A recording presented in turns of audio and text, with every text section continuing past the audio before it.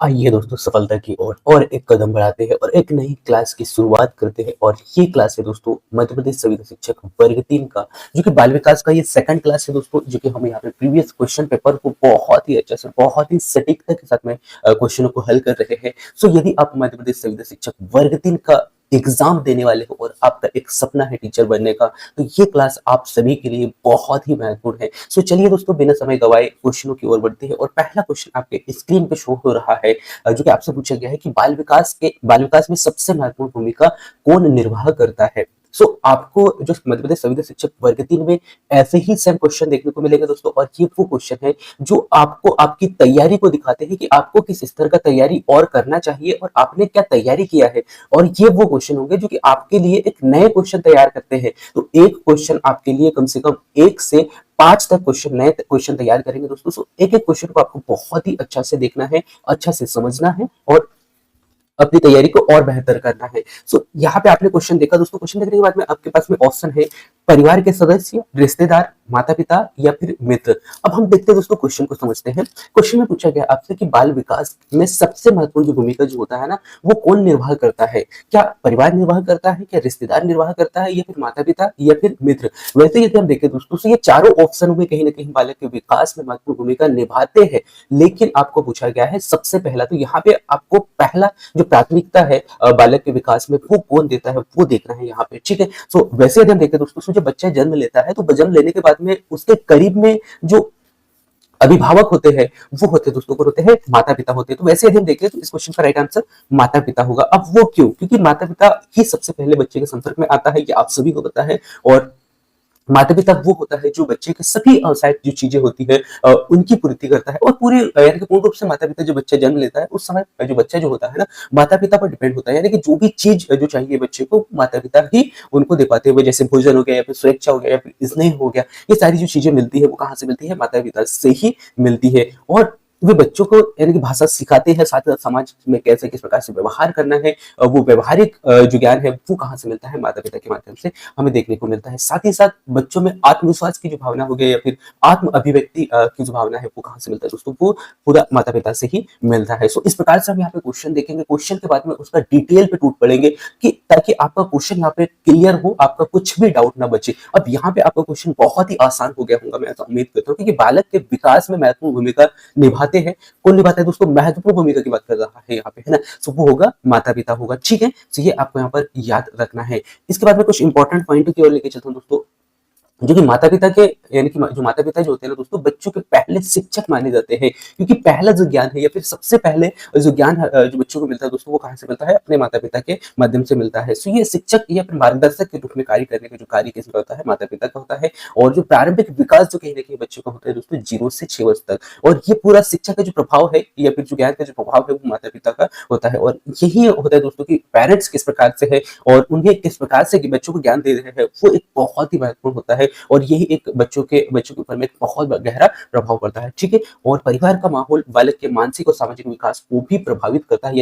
यदि परिवार का जो माहौल बहुत बहुत अच्छा है, तो बच्चे पे पॉजिटिव प्रभाव पड़ेगा। और यदि नेगेटिव है, यानी कि जहाँ पे लोग अच्छे नहीं है, जहाँ बच्चा रह रहा है वहां का माहौल कुछ अच्छा नहीं है, तो कहीं ना कहीं बच्चे पे नेगेटिव इफेक्ट पड़ता है। और वो समाज, उसी समाज के आधार पर जो है बच्चा सीखता है, और आगे जाके वही व्यवहार और वही चीजें बच्चा करता है। ठीक है। सो यहाँ पे जो है परिवार, यानी कि परिवार का माहौल भी और बहुत ही महत्वपूर्ण रोल निभाता है दोस्तों बच्चे के विकास पर। ठीक है। इसके बाद में भावनात्मक सुरक्षा और माता पिता की भूमिका अत्यंत आवश्यक होते हैं। ठीक है। सो ये आप अच्छे से पॉइंट देख लीजिएगा। ठीक है। सो ये वो पॉइंट है दोस्तों जहां से आपके एक क्वेश्चन से आपके 5 से 10 क्वेश्चन यहाँ पे कंप्लीट होते हैं और नए क्वेश्चन यहाँ पर निकल के सामने आते हैं। ठीक है। सो एक एक क्वेश्चन को आपको अच्छा से याद रखना है, एक एक पॉइंट आपके लिए एक एक क्वेश्चन यहाँ पर तैयार करेंगे दोस्तों। ठीक है। सो आपको अच्छा से ध्यान देना है। और मध्य प्रदेश संविदा शिक्षक वर्ग 3 का बाल विकास का जो क्वेश्चन होते हैं, वो इसी प्रकार से आपको यहाँ पर देखने को मिलते हैं। ठीक है। तो इसे आप अच्छे से देख लीजिएगा। इसके बाद नेक्स्ट अगला क्वेश्चन की ओर लेके चलता हूँ दोस्तों। और आपके पास में नेक्स्ट अगला क्वेश्चन आ चुका है, जो कि आपसे पूछा गया है दोस्तों यहाँ पर कि गर्भावस्था की जो प्रारंभिक, यानी कि जो प्रथम अवस्था क्या कहलाती है, ये आपको यहाँ पर बताना है। अब यहाँ पे जो क्वेश्चन है दोस्तों, उन साथियों के लिए थोड़ा क्वेश्चन आसान हो जाएगा जिन्होंने मतलब पर्यवेक्षक का अभी हाल में एग्जाम दिया है और देने वाले हैं, और आप लोगों ने गर्भावस्था को बहुत ही अच्छे से अध्ययन किया होगा, तो कहीं ना कहीं आपके लिए ये क्वेश्चन बहुत सरल हो जाएगा। ऑप्शन है आपके पास में दोस्तों, इस क्वेश्चन का ऑप्शन दिया गया है आपके पास में कि पिंड अवस्था, भ्रूण अवस्था, या डिंब अवस्था, या फिर बीज अवस्था। तो यहाँ पे आपसे पूछा गया दोस्तों गर्भावस्था की प्रथम अवस्था कौन सी कहलाती है, यानी कि गर्भावस्था की जो प्रथम अवस्था होता है ना वो क्या कहलाता है, ये आपको यहाँ पर बताना है। अब यदि मैं आपको बात करूं दोस्तों भ्रूण अवस्था की, वैसे यदि हम देखें दोस्तों कि भ्रूण अवस्था भी गर्भावस्था से पहले की ही अवस्था है, ठीक है, लेकिन लेकिन आपसे पूछा गया है प्रथम अवस्था, ठीक है। तो प्रथम अवस्था को हम यहाँ पर समझते हैं। पहले मैं कुछ महत्वपूर्ण फैक्ट मैं आपको बता देता हूँ दोस्तों, इसके बाद में हम चलेंगे क्वेश्चन का आंसर की ओर। सो क्या होता है दोस्तों, जब पुरुष के शुक्राणु और स्त्री के डिंब का जो निषेचन होता है, और इस निषेचन की प्रक्रिया के माध्यम से एक डिंब यानी कि यहाँ जो अवस्था होती है, किस अवस्था होती है, यानी कि ये दोनों निषेचन होता है, निषेचन के बाद में जो अवस्था बनती है उस अवस्था को कहा जाता है डिंब अवस्था। और यह अवस्था जो दोस्तों खासकर गर्भावस्था की प्रारंभिक अवस्था मानी जाती है, ठीक है, कौन सा प्रारंभिक अवस्था मानी जाती है। और क्वेश्चन में जो आपसे पूछा गया है यही पूछा गया है कि यानी कि गर्भावस्था का प्रथम अवस्था कौन सा माना जाता है, तो प्रथम अवस्था कौन सा माना जाता है, डिंब अवस्था माना जाता है। क्यों, क्योंकि यहाँ पे क्या होगा, शुक्राणु और अंडाणु का निषेचन होने के बाद में जो अवस्था बनती है प्रथम अवस्था होती है डिंब अवस्था, ठीक है। तो इस आधार पर हमने यहाँ पे क्वेश्चन का यानी क्वेश्चन का आंसर देखा दोस्तों। इसके बाद में कुछ महत्वपूर्ण फैक्ट मैं आपको बता देता हूँ। इस अवस्था में कोशिका विभाजन, यानी कि इस अवस्था के बाद में क्या होगा कि कोशिका विभाजन और भ्रूण बनने की प्रक्रिया यहाँ पर शुरू हो जाती है, और लगभग 2 सप्ताह तक ये प्रक्रिया चलती है और भ्रूण के रूप में यहाँ धीरे धीरे परिवर्तित हो जाती है, ठीक है। सो ये सेकंड पॉइंट आपको यहाँ पर याद हो, यानी कि यहाँ पे मिला आपको, ठीक है। इसके बाद में नेक्स्ट और बहुत ही वेरी वेरी इंपॉर्टेंट पॉइंट लेके चलता हूँ दोस्तों, और आपके पास डिंब अवस्था निषेचन के बाद में प्रारंभ होता है, ठीक है। सो ये आपको यहाँ पर याद रखना है। इसके बाद में इस अवस्था में गर्भावस्था की जो नींव भी रखी जाती है कि जो है गर्भावस्था होगा या नहीं होगा, तो ये जो प्रक्रिया है ये जो है डिंबावस्था में पता चलता है, ठीक है। इसके बाद में यहाँ जो गर्भावस्था विकास की पहली कड़ी मानी जाती है दोस्तों, ठीक है। सो इसे आप अच्छे से देख लीजिएगा। सो यहाँ पे इस क्वेश्चन का राइट आंसर आपको यहाँ पे देखने को मिला डिंब अवस्था, ठीक है। इस प्रकार से हम एक एक क्वेश्चन को देखते जा रहे हैं दोस्तों, बस आप शुरू से लास्ट तक टिके रहे और एक एक क्वेश्चन को समझने का प्रयास कीजिएगा। मैं पूरा पूरा प्रयास यही करूंगा कि आपको यहाँ पे डाउट पूरा पूरा क्लियर करूं, और आप सभी को बता दूं दोस्तों कि इस क्लास में वो फैक्ट रखे गए हैं जो बहुत ही फिल्टर करके रखे गए हैं। एक तो मैं आपका समय को ध्यान में रखते हुए डेटा रखा हूं ताकि आप अपना समय बचाए और आपको जो चाहिए वो आपको इस क्लास के माध्यम से मिल सके, जिससे कि आपका एक तो रिवीजन हो और आपको ये पता चले कि क्वेश्चन इस प्रकार से पूछे जाते हैं। तीसरा पॉइंट, आपके लिए नए क्वेश्चन खड़े हो जो कि आपके एग्जाम में पूछे जाएंगे। अब यहाँ पे क्वेश्चन पूछा गया दोस्तों कि चलना सीखना है ना, क्वेश्चन क्या है दोस्तों, चलना सीखना किस प्रकार का विकास माना जाता है।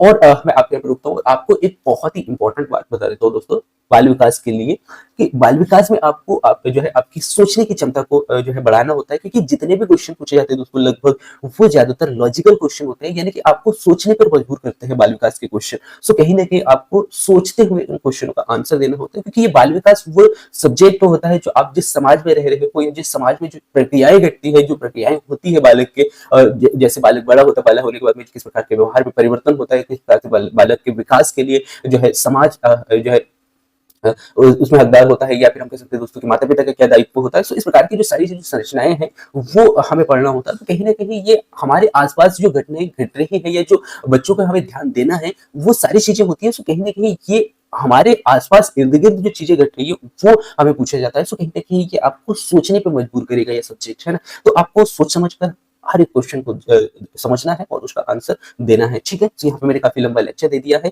खैर आपको समझ में आ गया होगा।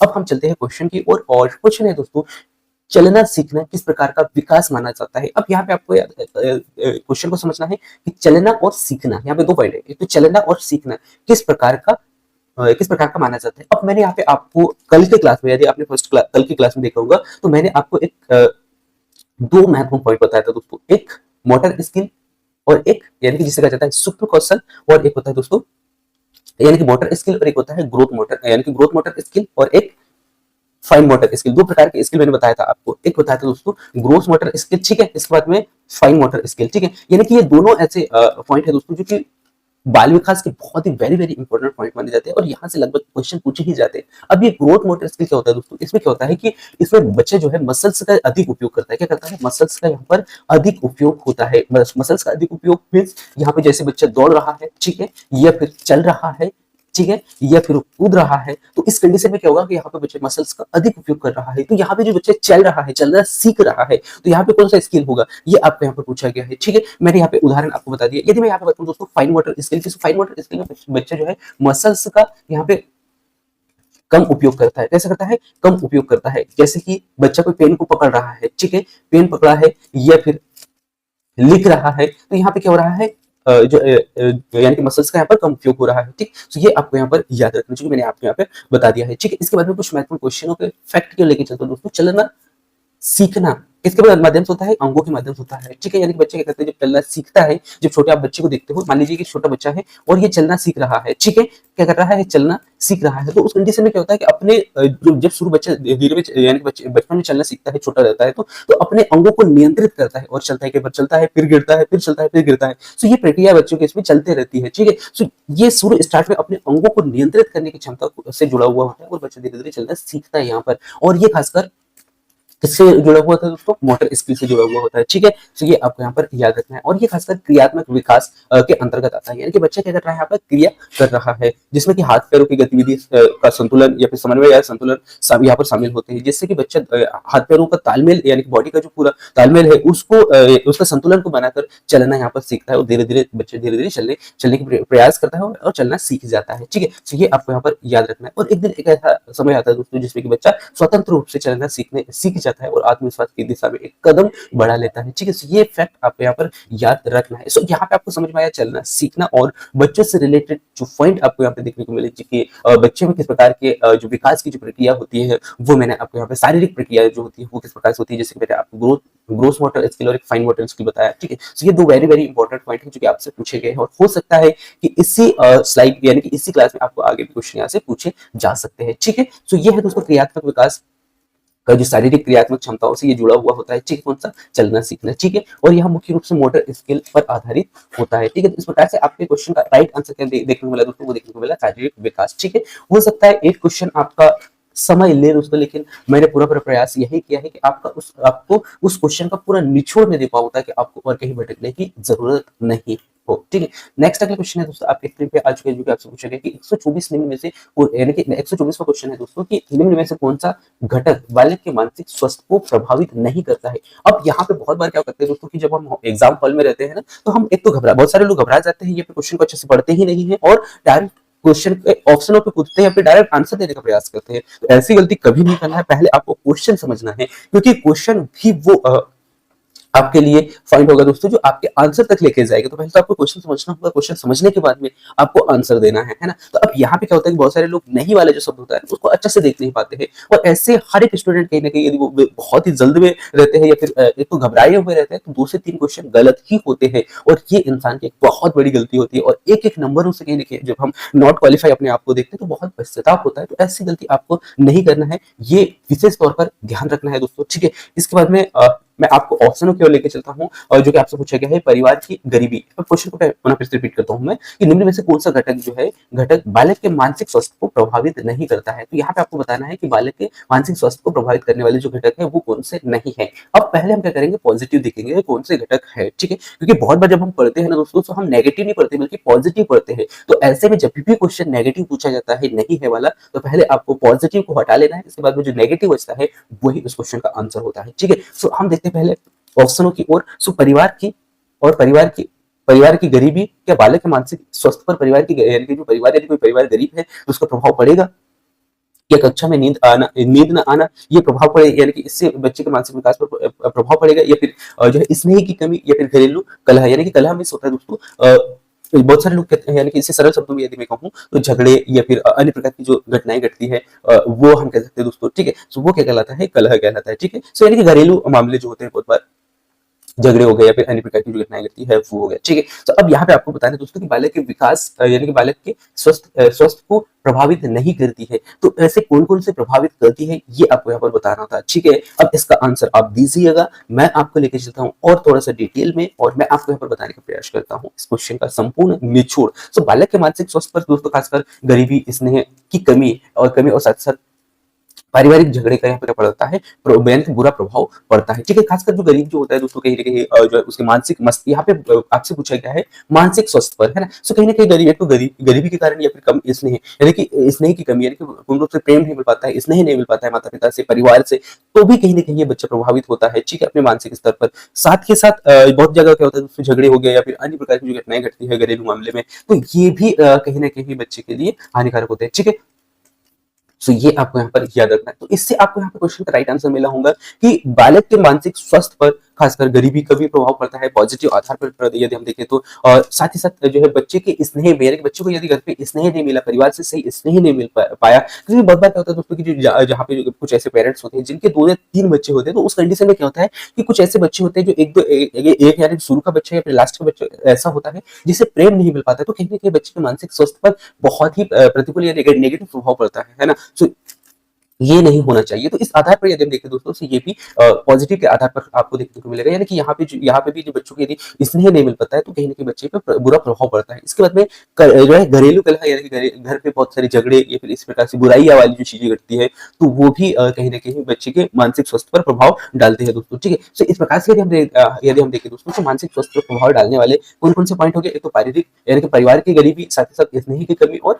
घरेलू कलह। ठीक है, तो इस प्रकार से 3 पॉजिटिव आधार पर यहाँ पे देखने को मिले, पॉजिटिव नहीं कहूंगा बल्कि क्वेश्चन के आधार पर पॉजिटिव देखने को मिलेंगे। इसके बाद में इस क्वेश्चन का जो नेगेटिव नहीं है वाला पूछा गया था आपसे, तो नहीं है का भाई होगा दोस्तों, वो होगा कक्षा में नींद आना। क्योंकि बच्चे को यदि कक्षा में नींद आ रहा है तो इसके मानसिक स्वास्थ्य पर प्रभाव नहीं पड़ रहा है। नींद आ रहा है हम कह सकते हैं कि बच्चा जो है अच्छा, यानी कि बच्चे ने पर्याप्त मात्रा में नींद नहीं लिया, तो इस कंडीशन में हम कह सकते हैं कि बच्चा को नींद आ रहा है या फिर उसे कोई ऐसा कोई रोग है जिससे कि बच्चे को नींद आ रहा है, ये कंडीशन हम कह सकते हैं। लेकिन मानसिक स्वास्थ्य से प्रभावित है वो हम कहें तो वो थोड़ा सा यहाँ पे कहना मुश्किल होगा। ठीक है, तो इसीलिए ये ऑप्शन यहाँ पर गलत हो जाता है और गलत ही क्वेश्चन आपसे पूछा गया था, तो आपके क्वेश्चन का राइट आंसर होगा दोस्तों बी ऑप्शन। ठीक है, तो इस प्रकार से यहाँ पे क्वेश्चन का आंसर मिला। इसके बाद में ये जितने भी कारक है दोस्तों, वो चाहे परिवार की गरीबी हो, स्नेह की कमी हो, फिर घरेलू कलह, है ना, ये सभी किससे, यानी कि ये सभी जो है दोस्तों खासकर बच्चे के मानसिक स्वास्थ्य को प्रभावित करते हैं। ठीक है, इसलिए आपको यहाँ पर याद रखना है। ठीक है, और ये सभी कारक जो दोस्तों, वो चाहे गरीबी हो या फिर झगड़े हो,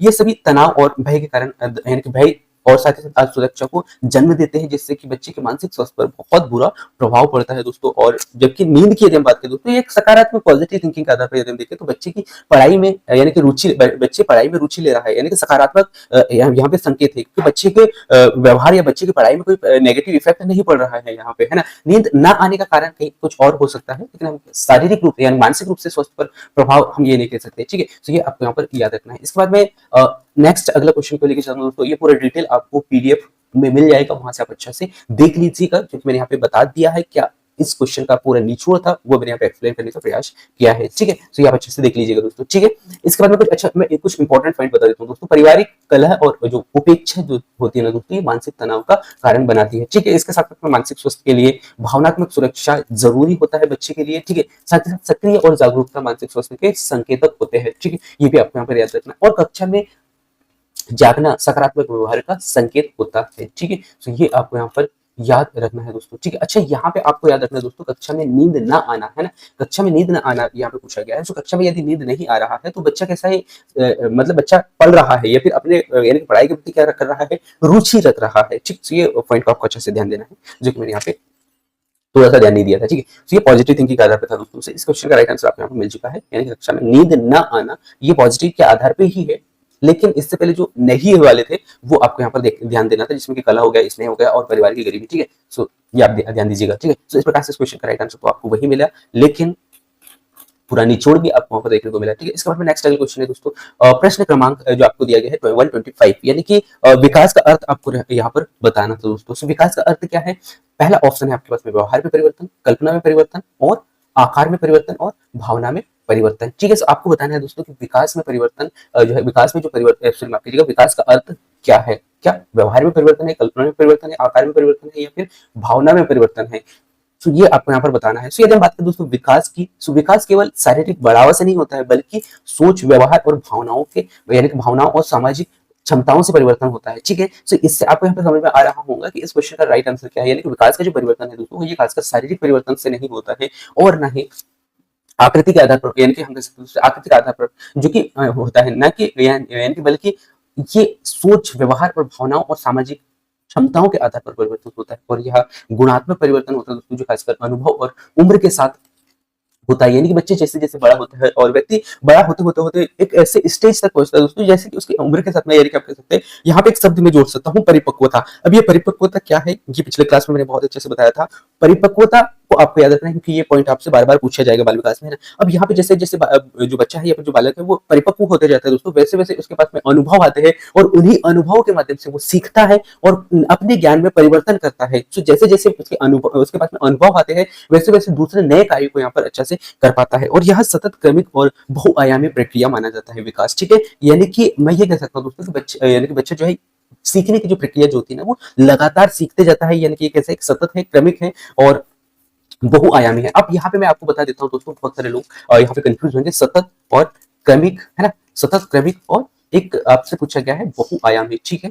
ये वो पॉइंट है जो कि बाल विकास के, इसलिए जो है इनको मैं समझा देता हूँ। सतत मीन्स लगातार, यानी कि बच्चा जो है अपने जीवन में, यानी कि बच्चा जब तक जीवित रहता है, या हम कह सकते हैं कि कोई एक व्यक्ति है जब तक जीवित है ना दोस्तों तब तक सीखता है ना। यानी कि मैं ये कह सकता हूँ कि जब तक व्यक्ति के सांसें चलेंगे तब तक जो व्यक्ति है कुछ ना कुछ सीखते रहता है, ठीक है। यानी कि जन्म से लेकर मृत्यु तक बच्चा कुछ ना कुछ सीखते रहता है, सीखने की जो प्रक्रिया है वो लगातार चलती रहती है, ठीक है। सो ये आपको यहाँ पे याद रखना है। दूसरा क्रमिक होता है, यानी कि बच्चा जो है या कोई भी व्यक्ति जो है सीखने की जो प्रक्रिया होती है दोस्तों वो क्रमिक होती है। क्रमिक मीन्स पहले बच्चा उठना सीखेगा, है ना, यानी कि पहले क्या करेगा बच्चा, धीरे धीरे उठना सीखता है, उठने के बाद में क्या करेगा, दौड़ेगा, है ना, यानी कि दौड़ना सीखेगा, उसके बाद में कूदना सीखेगा। ऐसा नहीं हो सकता दोस्तों कि पहले बच्चा कूदना सीखे फिर दौड़ना सीखे, तो ये कैसा क्रमिक प्रक्रिया होती है। यानी कि पहले बच्चा कहीं ना कहीं उठता है, उठना सीखता है, उसके बाद में उठने के बाद में धीरे धीरे धीरे बैठना सीखेगा, बैठने के बाद में दौड़ना सीखेगा या चलना सीखेगा, है ना। तो ये प्रक्रिया होती है, ठीक है। यानी कि एक सिस्टमेटिक एक प्रक्रिया होती है जो कि पहले आपको यानी कि बच्चा वही फॉलो करता है, यानी कि पहले हाथ पैरों को हिलाता है, उसके बाद में उठता है, उठने के बाद में फिर बैठता है, फिर धीरे धीरे चलने का प्रयास करता है, चलने के बाद में फिर दौड़ेगा, फिर दौड़ने के बाद में कूदेगा। तो ये निश्चित क्रम होता है, ठीक है। इसके बाद में सीखने की जो प्रक्रिया होती है ना दोस्तों वो क्रम यानी कि बहुआयामी होती है। कैसी होती है, बहुआयामी होती है, ठीक है। यानी कि बहुत सारे अलग अलग आयामों में कहीं ना कहीं बच्चा सीखता है, ठीक है। तो ये आपको यहाँ पर याद रखना है। तो इसका पूरा निचोड़ मैंने आपको यहाँ पर बता दिया है, ठीक है। यह केवल शारीरिक और मानसिक नहीं होता बल्कि यहाँ पे चलना यानी कि यहाँ पे जीवन भर ये चलते रहता है।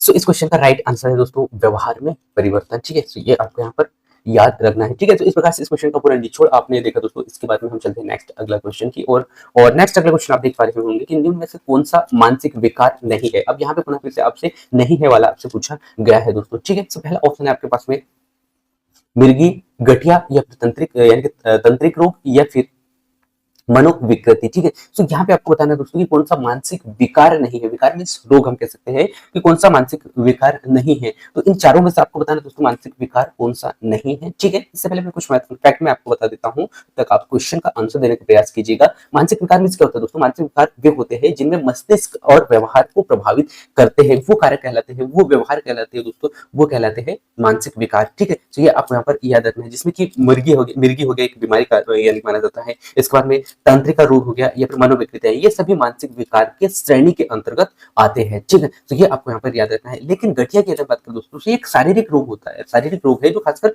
जोड़ों में सूजन और दर्द से संबंधित होता है, और गठिया का मानसिक स्वास्थ्य पर कोई प्रभाव नहीं पड़ता है, ठीक है। तो यहाँ पे आपने देखा दोस्तों कि इस क्वेश्चन का राइट आंसर यहाँ पे आपको मिल चुका होगा कि जो मानसिक विकार क्या है। पहले तो ये आपको यहाँ पर देखने को मिला जिसमें कि मस्तिष्क और व्यवहार को प्रभावित करने वाले जो कार्य होते हैं वो मानसिक विकार के अंतर्गत आते हैं, और मानसिक विकार के अंतर्गत आने वाले जो विकार है दोस्तों वो खासकर आपको मिर्गी हो गया, ठीक है, और साथ ही साथ तंत्रिका रोग हो गया या फिर मनोविकृति हो गया, ठीक है। ये सब किसके अंतर्गत आते हैं, मानसिक विकार के अंतर्गत आते हैं। ये पॉजिटिव के आधार पर हमने देखा। इसके बाद में अभी नहीं है पूछा आपसे, तो वो नहीं है वाला है दोस्तों गठिया, है ना। सो गठिया क्या है दोस्तों, ये जोड़ों से संबंधित एक शारीरिक रोग होता है जिसमें कि सूजन, दर्द या फिर अन्य प्रकार की जो परिवर्तन है वो हमें शारीरिक रूप से देखने को मिलते हैं, ठीक है। तो इस प्रकार से इस क्वेश्चन का राइट आंसर आपको मिल चुका है। इसके बाद में कुछ महत्वपूर्ण फैक्ट में और पुनः फिर से बता देता हूं। तो मानसिक विकार जो दोस्तों खासकर मस्तिष्क कार्य प्रणाली में गड़बड़ी के कारण होते हैं, ठीक है। तो ये आपको यहाँ पर याद रखना है। और शारीरिक रोग दोस्तों खासकर मानसिक रोग यानी कि मानसिक रोग में एक समझ को यानी कि एक अंतर समझना यहाँ पे जरूरी हो जाता है, ठीक है। तो इस प्रकार से हमने यहाँ पर देखा दोस्तों शारीरिक रोग और मानसिक रोग, ठीक है। यानी मानसिक रोग जो मस्तिष्क पर आधारित होते हैं, और शारीरिक रोग जो दोस्तों किसी विशेष अंग या फिर शारीरिक रूप से होते हैं, ठीक है। सो ये आपको यहाँ पर याद रखना था, ठीक है। तो इस प्रकार से इस क्वेश्चन का राइट आंसर आपको यहाँ पर देखने को मिला। इसके बाद मैं नेक्स्ट अगला क्वेश्चन को लेकर चलता हूँ, और नेक्स्ट अगला क्वेश्चन आपके स्क्रीन पे आ चुका है दोस्तों, जो कि आपसे पूछा गया है कि निम्न में से कौन सा सामाजिक बीमारी में शामिल नहीं है। आपको यहाँ पे बताना है दोस्तों कि निम्न में से कौन सा सामाजिक बीमारी पर शामिल नहीं है, ठीक है। सो आपके पास में ऑप्शन है दोस्तों, अनुवांशिक कारक, बचपन का व्यवहार, मस्तिष्क में परिवर्तन, सॉरी माफ कीजिएगा, बचपन का अनुभव, मानसिक यानी कि मस्तिष्क में परिवर्तन या फिर वात ज्वार। ठीक है, तो यहाँ पे इन चार ऑप्शनों में से आपको राइट आंसर बताना है दोस्तों कि मानसिक विकास, अब यहाँ पे कोनो किससे मानसिक विकास से आया है ना, मानसिक बीमारी में शामिल नहीं है, ये आपको बताना है। क्या अनुवांशिक कारक नहीं है, या फिर बचपन का अनुभव नहीं है, या फिर जो है मस्तिष्क में परिवर्तन नहीं है, या फिर वात ज्वार नहीं है। ठीक है, तो अब मैं आपको पुनः फिर से बताता हूँ दोस्तों, मानसिक बीमारी का कई कारण हो सकते हैं, जिसमें कि सामाजिक और साथ साथ मनोवैज्ञानिक घटक जो है इसमें शामिल हो सकते हैं, और खासकर अनुवांशिक बचपन यानी कि अनुवांशिक बचपन के अनुभव और मस्तिष्क में परिवर्तन इसके मुख्य कारण माने जाते हैं। किसके दोस्तों? एक तो अनुवांशिकता और साथ साथ बचपन के अनुभव और साथ साथ मस्तिष्क में परिवर्तन है ना,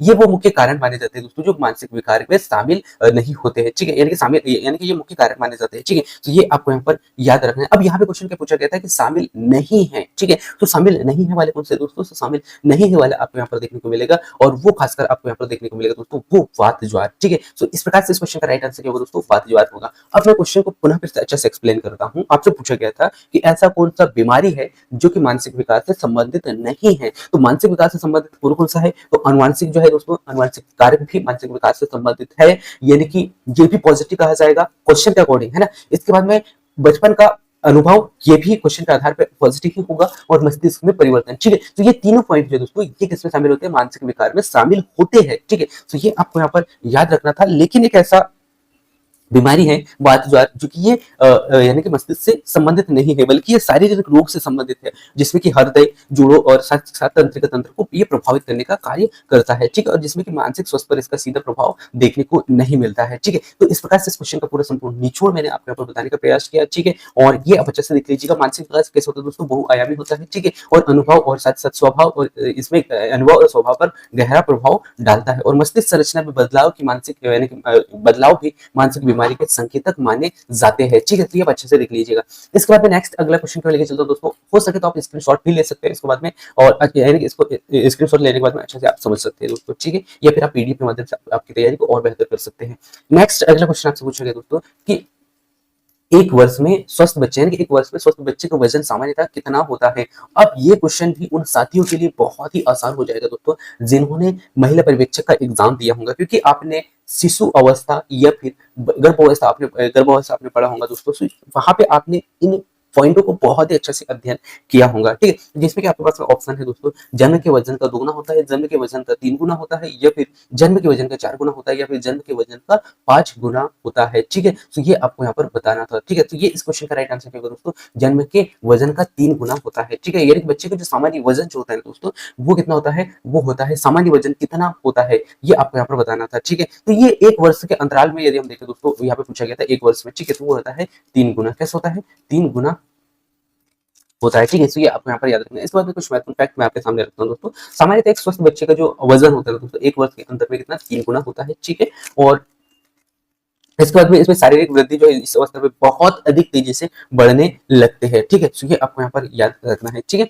इसके बाद में मान लीजिए कोई बच्चा जो है 3 किलोग्राम का है, तो 1 साल के भीतर में उसका जो वजन है 3 यानी कि 3 किलोग्राम का, 3 गुना बढ़ेगा, यानी कि यहाँ पे 9 किलोग्राम जो बच्चे का जो वजन है वो यहाँ पर हमें देखने को मिलेगा। ठीक है, तो ये आपको यहाँ पर याद रखना है। ठीक है, इसके बाद में कुछ इंपॉर्टेंट पॉइंट यहाँ पे देख लीजिएगा दोस्तों। इस समय क्या होता है, बच्चे की वृद्धि जो है दोस्तों, वृद्धि की निगरानी रखनी होती है, जिससे बच्चे का जो वजन है दोस्तों यहाँ पे बहुत ही अधिक तेजी से बढ़ता है। ठीक है, और 1 वर्ष में वजन जो है खासकर 3 गुना यहाँ पर बढ़ जाता है। ठीक है, और इस समय में जो है बच्चों के शारीरिक, मानसिक और स्वास्थ्य पर बहुत अधिक ध्यान देना होता है, जिससे कि बच्चे को पोषण अधिक और स्वस्थ अच्छा मात्रा में मिल सके, और ताकि वो कुपोषण का शिकार ना हो सके। और so इस प्रकार की जो व्यवस्था है, इस प्रकार का जो ध्यान है बच्चों पर रखा जाता है। ठीक है, और यह बालक के शारीरिक स्वास्थ्य का संकेतक होता है कि किस प्रकार से उसे जो है बच्चे का स्वास्थ्य पर ध्यान दिया जा रहा है, किस प्रकार से जो है बच्चे के देखभाल पर जो है ध्यान दे रहे हैं। तो ये पूरा जो है दोस्तों बालक के शारीरिक स्वास्थ्य पर यानी कि स्वास्थ्य का संकेतक होता है। ठीक है, तो इसके बाद में नेक्स्ट अगला क्वेश्चन आपसे पूछेंगे दोस्तों कि शिशु अवस्था में रक्तचाप कैसा होता है, ये आपको यहाँ पर बताना था कि शिशु अवस्था में रक्तचाप किस प्रकार से होता है, या कम होता है, अधिक होता है, या फिर बहुत कम होता है, या फिर बहुत अधिक होता है। ठीक है, तो आपको बताना है शिशु अवस्था में रक्तचाप कैसा होता है। ठीक है, सो सबसे पहले मैं आपको कुछ महत्वपूर्ण फैक्ट बता देता हूँ दोस्तों कि जो शिशु अवस्था जो होता है ना, इसमें हृदय और जो रक्त वाहिनियां हैं दोस्तों, ये कार्य प्रणाली पूर्ण विकसित नहीं हो पाती है। ठीक है, अब यहाँ पे आपको समझ में आ रहा हो कि भाई हृदय की जो रक्त वाहिनियां हैं और जो कार्य प्रणाली है ये पूर्ण रूप से विकसित नहीं है। तो यहाँ पे क्या होगा कि रक्तचाप कैसे होगा, कम होगा, क्योंकि रक्तचाप तभी होगा जब रक्त वाहिनियां पूर्ण रूप से विकसित हो, हृदय और रक्त वाहिनियां पूर्ण रूप से विकसित हो, तो उस कंडीशन में कहीं ना कहीं रक्तचाप बहुत अधिक या फिर जो है अधिक मात्रा में होगा। लेकिन यदि हम बात करें दोस्तों शैशव अवस्था की, तो शैशव अवस्था में क्यों नहीं होता है वो मैंने आपको यहाँ पे कारण बताने का प्रयास किया, क्योंकि यहाँ पे शैशव अवस्था के समय में हृदय और जो रक्त वाहिनियां हैं दोस्तों, इनका पूर्ण रूप से विकास नहीं हो पाता है। ठीक है, तो इस प्रकार से इस क्वेश्चन का राइट आंसर आपको यहाँ पर देखने को मिला दोस्तों कि शैशव अवस्था में जो रक्त वाहिनी रक्तचाप है कैसे होता है, बहुत यानी कि कम होता है। ठीक है, बहुत कम नहीं कर सकते बल्कि कम होता है। ठीक है, तो ये आपको यहाँ पर याद रखना है। ठीक है, इसके बाद में जैसे जैसे उम्र बढ़ती है दोस्तों, रक्तचाप भी उम्र के साथ में धीरे धीरे बढ़ता है। ठीक है, विकास के अनुसार बढ़ता है। ठीक है, तो इस प्रकार से इस क्वेश्चन का राइट आंसर आपको यहाँ पर देखने को मिला दोस्तों। ठीक है, इसके बाद में अच्छा ये भी कारण भी मैंने आपको यहाँ पे बताया है। ठीक है, स्वास्थ्य में रक्तचाप कम क्यों होता है। ठीक है, तो ये अच्छा से ध्यान रखिएगा दोस्तों, जो कि आपके लिए एक क्वेश्चन, आपके लिए नया क्वेश्चन खड़ा कर दिया है यहाँ पे। ठीक है, जो कि आपसे क्वेश्चन पूछेगा कि रक्तचाप कैसे कम, यानी कि रक्तचाप में यानी कि शैशव अवस्था में रक्तचाप कैसा होता है, कम होता है, क्यों होता है, क्योंकि इस समय में हृदय शैशव अवस्था में जो है हृदय और रक्त वाहिनियों की जो कार्य प्रणाली है, यानी कि जो है हृदय और रक्त वाहिनियां पूर्ण रूप से विकसित नहीं हो पाती है, इसीलिए इनकी कार्य प्रणालियां जो है अच्छे से नहीं चल पाती है। ठीक है, कारण यही है। ठीक है, तो ये आपको यहाँ पर याद रखना है। इसके बाद में जो नवजात जो शिशु होता है ना दोस्तों, इसमें सामान्यतः वयस्कों की तुलना में रक्तचाप कैसे होगा, काफी हद तक कम होता है। ठीक है, और कम रक्तचाप इस उम्र में यानी कि एक सामान्य सी बात होती है। क्यों, कारण यही होता है कि यहाँ पे जो है हृदय और रक्त वाहिनियों का विकास जो है यहाँ पे पूर्ण रूप से नहीं हो पाता है। ठीक है, इसके बाद में नेक्स्ट अगले क्वेश्चन पे लेके चलता हूँ दोस्तों। अब यहाँ पे नेक्स्ट अगले क्वेश्चन पूछा गया आपसे कि कौन सा भाषा जो है दोस्तों दोष में गले मांसपेशियों में ऐंठन हो जाता है। ऐसा कौन सा भाषा दोष के कारण जो है दोस्तों खासकर गले में यानी कि गले की मांसपेशियों में ऐंठन हो जाता है, ये आपको यहाँ पर बताना है। ठीक है, क्या हकलाने से होता है, तुतलाने से होता है, या फिर मुखर उच्चारण से होता है, या फिर अस्पष्ट उच्चारण से होता है। ये क्वेश्चन आपको यहाँ पर, इस क्वेश्चन का राइट आंसर आपको यहाँ पर देना है दोस्तों। इससे पहले कुछ महत्वपूर्ण फैक्ट मैं आपको यहाँ पर बता देता हूँ और आप समझते हैं भाषा दोष और मांसपेशियों में ऐंठन को। ठीक है, तो हकलाने में बोलने से यानी कि बोलने में रुकावट या फिर दोहराव या फिर झिझक, ये सारी जो चीजें दोस्तों किसमें देखने को मिलता है, हकलाने में देखने को मिलता है। क्योंकि जब यदि कोई हकलाते हुए बोलता है दोस्तों, तो उसमें खासकर रुकावट हो गया, या फिर वो बार बार दोहराने का यानी कि शब्द को बार बार दोहरा रहा है, या फिर झिझक कहीं ना कहीं वहां पर बच्चों में हमें देखने को मिलता है। तो ये 3 पॉइंट आपको यहाँ पर देखने को मिलते हैं दोस्तों हकलाने से। ठीक है, तो ये आपको यहाँ पर याद रखना है। और इस दौरान जो दोस्तों समय गले यानी कि इस समय में क्या होता है दोस्तों, गले और चेहरे की मांसपेशियों में क्या होने लगती है, यहाँ पे ऐंठन होने लगती है हकलाने से। ठीक है, और यह समस्या जो है तनाव, आत्मविश्वास की कमी और साथ ही साथ तंत्रिका समस्या के कारण होता है। किसके कारण, अब यहाँ पे ये जो पॉइंट है दोस्तों बहुत ही वेरी वेरी इंपॉर्टेंट पॉइंट हो जाते हैं आपके हकलाने के लिए। अब ये हकलाता क्यों है बच्चा, और हकलाने के समय में क्या परिवर्तन बच्चे में देखने को मिलते हैं, वो आपने देखा यहाँ पे कि जो रुकावट, दोहराव और झिझक जैसी जो संरचनाएं वो बच्चे में देखने को मिलती है। साथ ही साथ इस समय में क्या होता है कि गले यानी कि गले की कारण क्या है कि गले में जो इस समय जो है दोस्तों गले में और चेहरे की जो मांसपेशियों में ऐंठन हो सकती है। और ये समस्या क्यों आती है दोस्तों, ये खासकर तनाव, आत्मविश्वास की कमी और तंत्रिका में समस्या के कारण होती है। ठीक है, तो ये आपको यहाँ पर याद रखना है। तो इस प्रकार से आपने इस क्वेश्चन का राइट आंसर देखने को मिला दोस्तों, वो होगा हकलाना। ठीक है, और हकलाने से रिलेटेड जितने भी पॉइंट थे उन सबको मैंने यहाँ पे बताने का प्रयास किया है। ठीक है, तो आप अच्छे से देख लीजिएगा दोस्तों। ठीक है, और हकलाना एक प्रमुख भाषा दोष माना जाता है दोस्तों, क्योंकि ये शारीरिक और मानसिक कारणों से होता है। इसमें गले, जबड़े और होठों की मांसपेशियों इनमें यहाँ पे क्या हो जाती है, जकड़न हो जाती है। ठीक है, तो इसे आप अच्छे से देख लीजिएगा दोस्तों। और ये बाल्यावस्था में अधिक देखने को मिलता है, लेकिन यह सही मार्गदर्शन और अभ्यास के कारण धीरे धीरे इसमें सुधार किया जा सकता है। ठीक है, तो ये भी पॉइंट आपको याद रखना है। इसके बाद में नेक्स्ट और बहुत ही वेरी वेरी इंपॉर्टेंट क्वेश्चन आ चुका है दोस्तों, जो कि आपसे पूछा गया है कि सेल्डन के अनुसार व्यक्तित्व के प्रकार आपको बताना है कि सेल्डन के अनुसार व्यक्तित्व के प्रकार कौन से होते हैं, कौन से हैं, क्या सामाजिक प्रकार है, या फिर यानी कि मध्यकृति है, या खिलाड़ी है, या फिर स्थूलकाय है। तो पहले तो मैं आपको लेके चलता हूं दोस्तों सेल्डन के अनुसार, यानी कि सेल्डन की ओर इन्होंने कौन सा सिद्धांत दिया है और इन्होंने कितने प्रकार दिया है। सो विलियम सेल्डन ने व्यक्तित्व और शारीरिक संरचना के आधार पर वर्गीकरण किया दोस्तों, कितने, 3 प्रकार से। पहला जो दोस्तों स्थूलकाय, दूसरा है दोस्तों मध्य यानी कि मध्यकृति, ये तीसरा है जो है कृशकाय। ठीक है, अब यहाँ पे क्वेश्चन में आपसे पूछा गया था कि इसके व्यक्तित्व के प्रकार आपको यहाँ पर बताना है। ठीक है, तो यहाँ पे आपने देखा दोस्तों 3 प्रकार जो है खासकर आपको देखने को मिलेगा। तो यहाँ पे इस क्वेश्चन का राइट आंसर क्या होगा, मध्यकृति होगा। अब यहाँ पे 3 प्रकार में आपको यहाँ बता देता हूँ। पहला स्थूलकाय, ठीक है, पहला क्या है दोस्तों, स्थूलकाय है। ठीक है, सेकंड आपको याद रखना है मध्यकृति, ठीक है, और तीसरा जो दोस्तों कृशकाय। ठीक है, तो इस प्रकार से इस क्वेश्चन का राइट आंसर आपको यहाँ पे देखने को मिला। अब इसके बाद में और कुछ महत्वपूर्ण फैक्ट मैं आपको यहाँ पे बता देता हूँ। इसका इनका जो संबंध जो है ना दोस्तों, खासकर बनावट यानी कि शारीरिक बनावट और व्यक्तित्व विशेषताओं से होता है। यानी कि मध्यकृति के माध्यम से शरीर में शारीरिक रूप से मजबूत या फिर सक्रिय और आत्मविश्वास व्यक्ति के संकेतक माने जाते हैं। ठीक है, तो ये आपको यहाँ पर याद रखना है। और इन्हें जो है सेल्डन यानी कि विलियम सेल्डन महोदय ने ये दिया था। ठीक है, और सेल्डन यानी कि सेल्डन का जो शारीरिक सिद्धांत जो है दोस्तों, खासकर शारीरिक संरचना और व्यक्तित्व के संबंध पर आधारित होता है। और ये व्यक्ति में ऊर्जा और भरपूर आत्मविश्वास और जो नेतृत्व का जो कार्य है, नेतृत्वकारी जो है, ये सारी संरचनाएं जो इस पर निर्भर करती है दोस्तों। ठीक है, तो ये आपको यहाँ पर याद रखना है। ठीक है, सो इस प्रकार से इस क्वेश्चन का पूरा आंसर और पूरा निचोड़ मैंने आपको यहाँ पर देने का प्रयास किया दोस्तों। इसके बाद में नेक्स्ट अगला क्वेश्चन है, व्यक्तित्व के जैविक निर्धारक घटक कौन से हैं? आपको बताना है कि व्यक्तित्व के जैविक निर्धारक घटक कौन से हैं। सो पहला है दोस्तों आपके पास वातावरण, सेकंड ऑप्शन है वंशानुक्रम, तीसरा ऑप्शन है दोस्तों भौगोलिक और फोर्थ ऑप्शन है आर्थिक। ठीक है, सो इस क्वेश्चन का राइट आंसर बताना है दोस्तों। और आप सभी को बता दूं दोस्तों कि इस क्लास का कंप्लीट पीडीएफ इस बार में आपको जितने भी मेरे प्रीवियस क्वेश्चन के जो क्लासेस है दोस्तों, उन सभी के जो पीडीएफ नोट्स है वो आपको फ्री में वीडियो के ही डिस्क्रिप्शन में मैं अपलोड वहां पे इसका लिंक दे दूंगा, वहां से आप डाउनलोड कर लीजिएगा दोस्तों। क्योंकि अभी बहुत सारे लोग जो है उनको नोट्स नहीं मिल पा रहे हैं, तो काफी कंफ्यूज रहते हैं। तो आपको कहीं भटकने की जरूरत नहीं है, आपको वीडियो के डिस्क्रिप्शन में इसका लिंक मिल जाएगा। और ये हर क्लासेस के पीडीएफ के जो लिंक है वो आपको वीडियो के डिस्क्रिप्शन में ही मिल जाएंगे। ये एक नया सुविधा मैं आप लोगों को देने का प्रयास कर रहा हूं, जिससे आपका समय बचे। क्योंकि आप कहीं और सोशल मीडिया पे जाओगे, वहां से सर्च करोगे, तो कहीं ना कहीं आपका समय वहां पर बहुत जाता है। इसी को ध्यान में रखते हुए मैंने यहाँ पर जो है अब यहाँ पे पीडीएफ जो है दोस्तों, वो वीडियो के डिस्क्रिप्शन में ही डालने का प्रयास यहाँ पे करने वाला हूँ। ठीक है, तो आप अच्छा से पीडीएफ डाउनलोड करके एक बार अच्छे से रिवीजन कर लीजिएगा। ठीक है, इसके बाद में नेक्स्ट जो कि हम यहाँ पे क्वेश्चन देख रहे थे दोस्तों, इसी का कुछ महत्वपूर्ण निचोड़ मैं आपके सामने रखता हूँ। व्यक्तित्व के जैविक निर्धारक घटक कौन से हैं? तो व्यक्ति को यानी कि व्यक्तित्व को प्रभावित करने वाले जो जैविक घटक है दोस्तों, वो खासकर वंशानुक्रम के प्रमुख यानी कि वंशानुक्रम के प्रमुख घटक माने जाते हैं। यानी कि ये ऐसे घटक होते हैं दोस्तों जो खासकर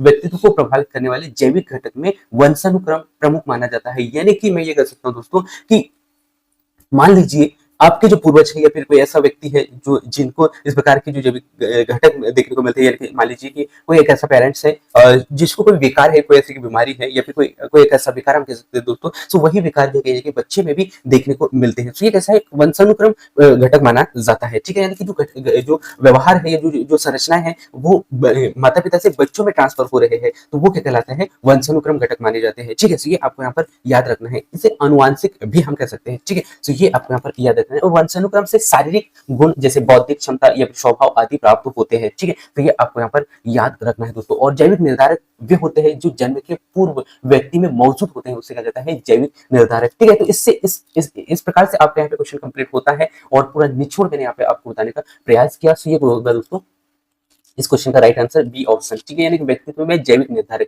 व्यक्ति में जैविक निर्धारक क्या होता है, यानी कि जन्म से पहले व्यक्ति में मौजूद होता है, वो कहलाता है जैविक निर्धारक। और जैविक निर्धारक जन्म से पहले क्या होगा दोस्तों, एक तो वातावरण होगा, भौगोलिक परिस्थितियां होगी और आर्थिक। ठीक है, ये सभी जन्म के समय पहले यानी जन्म से पहले दिखाई देते हैं। लेकिन वंशानुक्रम वो पॉइंट है जो कि जन्म से पहले दिखाई देता है। और जन्म से पहले में यानी कि वंशानुक्रम के माध्यम से देखा जाता है। ठीक है, यानी कि वंशानुक्रम का एक यानी कि हम कह सकते हैं दोस्तों व्यक्तित्वता का एक प्रमुख घटक माना जाता है। ठीक है, तो इस प्रकार से इस क्वेश्चन का राइट आंसर आपको यहाँ पर देखने को मिला दोस्तों। ठीक है, सो व्यक्ति के जैविक घटक क्या है, ये वेरी वेरी इंपॉर्टेंट पॉइंट था, ये मैंने आपको यहाँ पर बता दिया। इसके बाद में कुछ फैक्ट थे क्वेश्चन से रिलेटेड, वो मैंने आपको यहाँ पर बताने का प्रयास किया दोस्तों। ठीक है, इसके बाद में ये कुछ महत्वपूर्ण फैक्ट है वो भी आप देख लीजिएगा। यानी कि वंशानुक्रम माता पिता से बच्चों में अनुवांशिक गुण के माध्यम से होते हैं, जैसे कि मैंने कुछ समय पहले आपको यहाँ पर बताया था। इसके बाद में यह व्यक्ति की शारीरिक एवं मानसिक विशेषताओं को प्रभावित करते हैं। ठीक है, और वातावरण, आर्थिक और भौगोलिक तत्व सामाजिक कारक यानी कि कारक माने जाते हैं दोस्तों, जो जैविक नहीं होते हैं। ठीक है, कैसे होते हैं, सामाजिक कारक माने जाते हैं। ठीक है, तो ये आपको यहाँ पर याद रखना। इसके बाद में नेक्स्ट अगला क्वेश्चन है दोस्तों,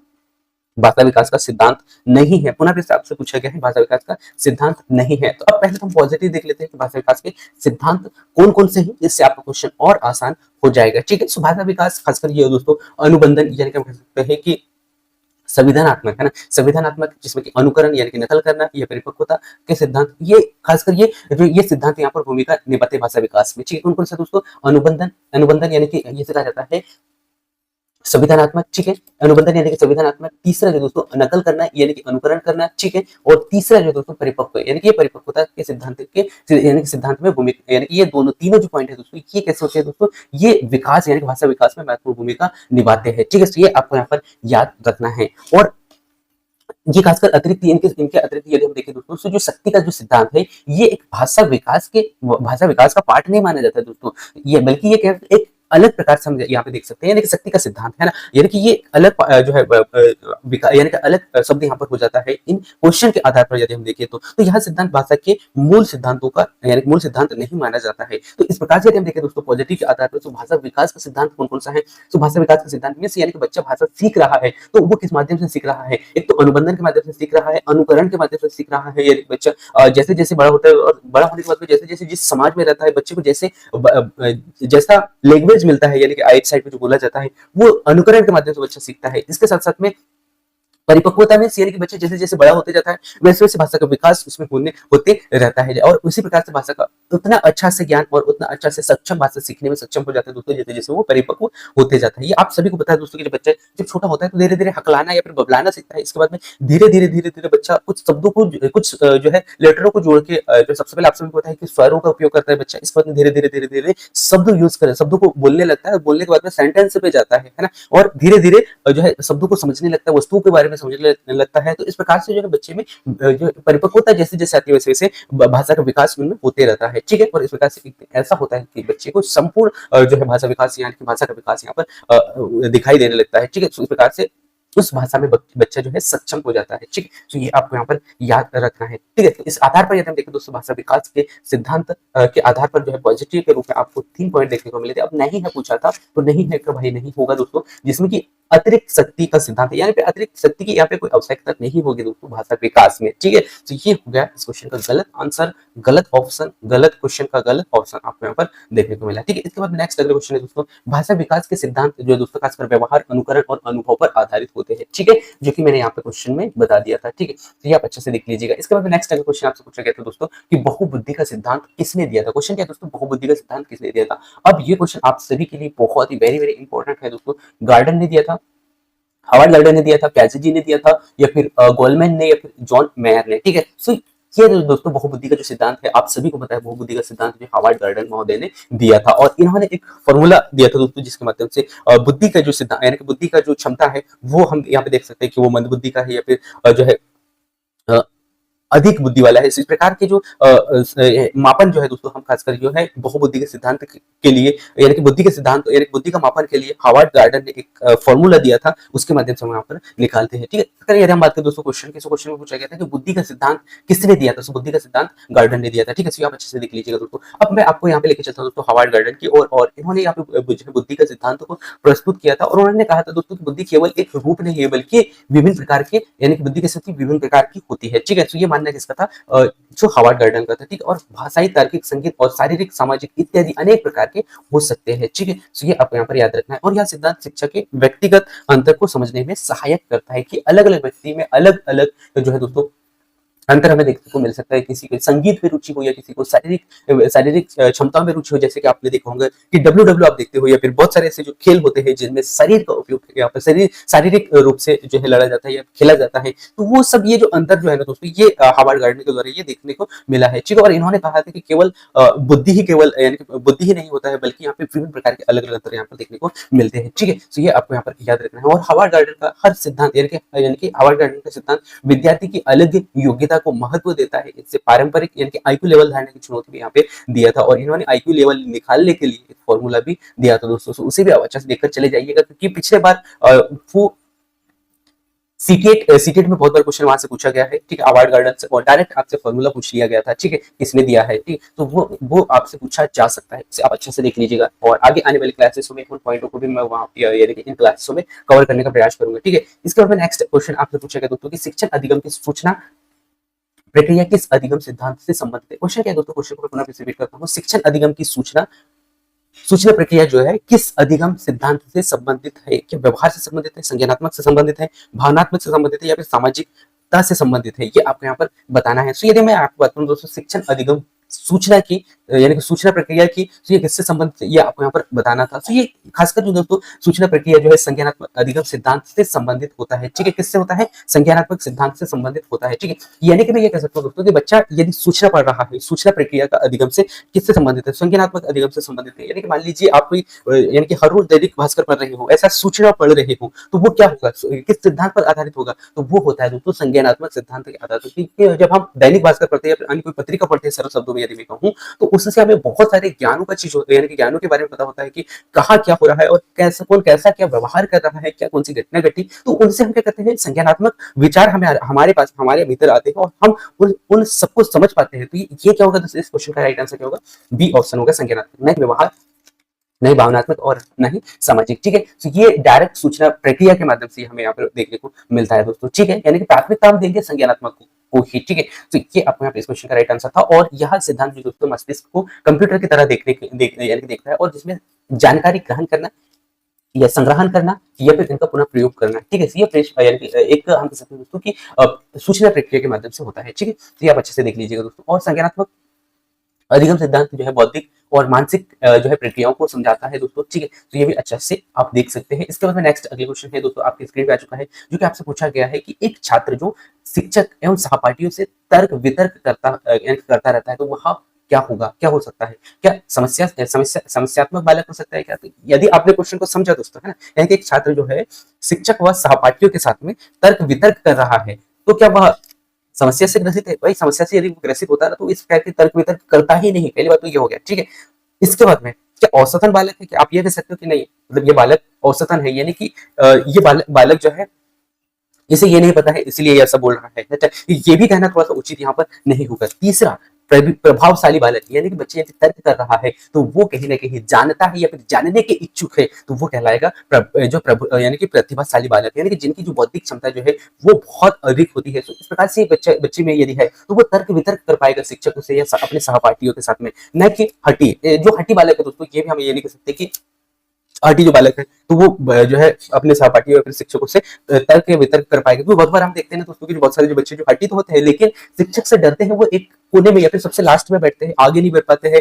तो इस प्रकार की जो झिझक उनमें होती है, तो हम कैसे कह सकते हैं कि ऐसा बच्चा है जो तर्क वितर्क कर पाएगा। ठीक है, तो यहाँ पे पॉसिबल नहीं है। तो इस क्वेश्चन का राइट आंसर देखने को मिलेगा दोस्तों सी ऑप्शन। ठीक, सो ये आपको यहाँ पर याद रखना है। अब इसका और थोड़ा सा निचोड़ आपके सामने रखता हूँ दोस्तों। ऐसे छात्र जो लगातार तर्क वितर्क करते हैं ना, वो समस्या या हटी यानी कि समस्यात्मक या हटी तो ये कहना थोड़ा सा यहाँ पर मुश्किल होगा दोस्तों। ठीक है, यानी कि ये नहीं होते हैं। ठीक है, और ये दोस्तों विशेषकर खासकर प्रभावशाली बालकों में होते हैं। और ये प्रभावशाली बच्चे खासकर अक्सर प्रश्न पूछते हैं और बहस करते हैं शिक्षकों से और अपने साथियों से और अपने विचारों को स्पष्ट करते हैं। ये एक बहुत ही very very very important point है दोस्तों। ठीक है, इसके बाद में प्रभावशाली जो बालक में खासकर विशेषता देखने को मिलता है दोस्तों, ये जिज्ञासु होते हैं, ये तर्क शक्ति होते हैं, जो पूछने की जो क्षमता है वो बहुत अधिक होती है, ये क्वेश्चन बहुत ही ज्यादा करते हैं। और आत्मविश्वास यानी कि आत्मविश्वास या आत्म अभिव्यक्ति की जो भावना है ये जो है बच्चों में ज्यादातर देखने को मिलती है। ठीक है, तो ये आपको यहाँ पर याद रखना है। ठीक है, इसके बाद में नेक्स्ट अगला क्वेश्चन है दोस्तों, मेघ चित्र परीक्षण निम्न में से किसके मापन में प्रयुक्त किया जाता है? ये भी क्वेश्चन वेरी वेरी इंपॉर्टेंट है। सो आपको बताना है कि जो मेघ चित्र है, मेघ चित्र परीक्षण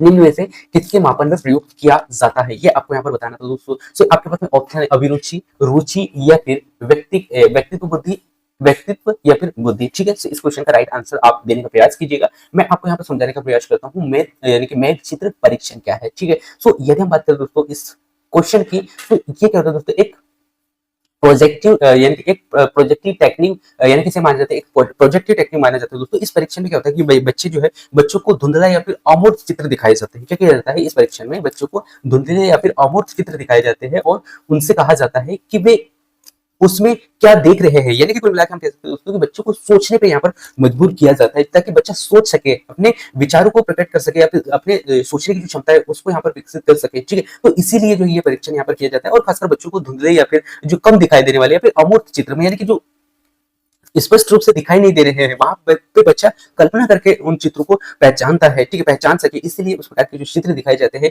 वो कहलाता है, क्या कहलाता है दोस्तों, वो कहलाता है आपका क्या कहलाएगा, मेघ चित्र परीक्षण। ठीक है, यहाँ पे यह समझ में आ गया आपको कि मेघ चित्र परीक्षण क्या है। और यह तकनीक दोस्तों खासकर व्यक्तित्व को समझने के लिए प्रयोग किया जाता है और विशेष रूप से ये अंदरूनी विचार और भावनाओं को जानने के लिए किया जाता है। ठीक है, तो इस प्रकार से इस क्वेश्चन का राइट आंसर आपको यहाँ पे देखने को मिला दोस्तों सी ऑप्शन। ठीक है, सो जो कि आपसे पूछा गया था कि मेघ परीक्षण जो है दोस्तों निम्न में से किसे मापने के लिए है, ना कि अभिरुचि को और न ही रुचि को और न ही बुद्धि को, बल्कि ये व्यक्तित्व को मापने के लिए किया जाता है। ठीक है, तो ये आपको यहाँ पर याद रखना है। इसके बाद में मेघ चित्रण क्या है वो मैंने आपको यहाँ पर बताने का प्रयास किया है। ठीक है, तो इसे आप अच्छा से देख लीजिएगा। ठीक है, इसके बाद में नेक्स्ट अगला क्वेश्चन आपके स्क्रीन पे आ चुका है दोस्तों, जो कि आपसे पूछा गया है कि प्रासंगिक अंतर्भूत परीक्षण यानी कि व्यक्तित्व को मापने की विधि क्या है, ये आपको यहाँ पर बताना है दोस्तों। यानी कि प्रासंगिक अंतर्बोध परीक्षण व्यक्ति यानी कि व्यक्तित्व को मापने की विधि आपको यहाँ पे बताना है। क्या जो है व्यक्तिपरक तकनीकी है, तकनीक विधि है, या फिर जो है वस्तुनिष्ठ तकनीक विधि है, या फिर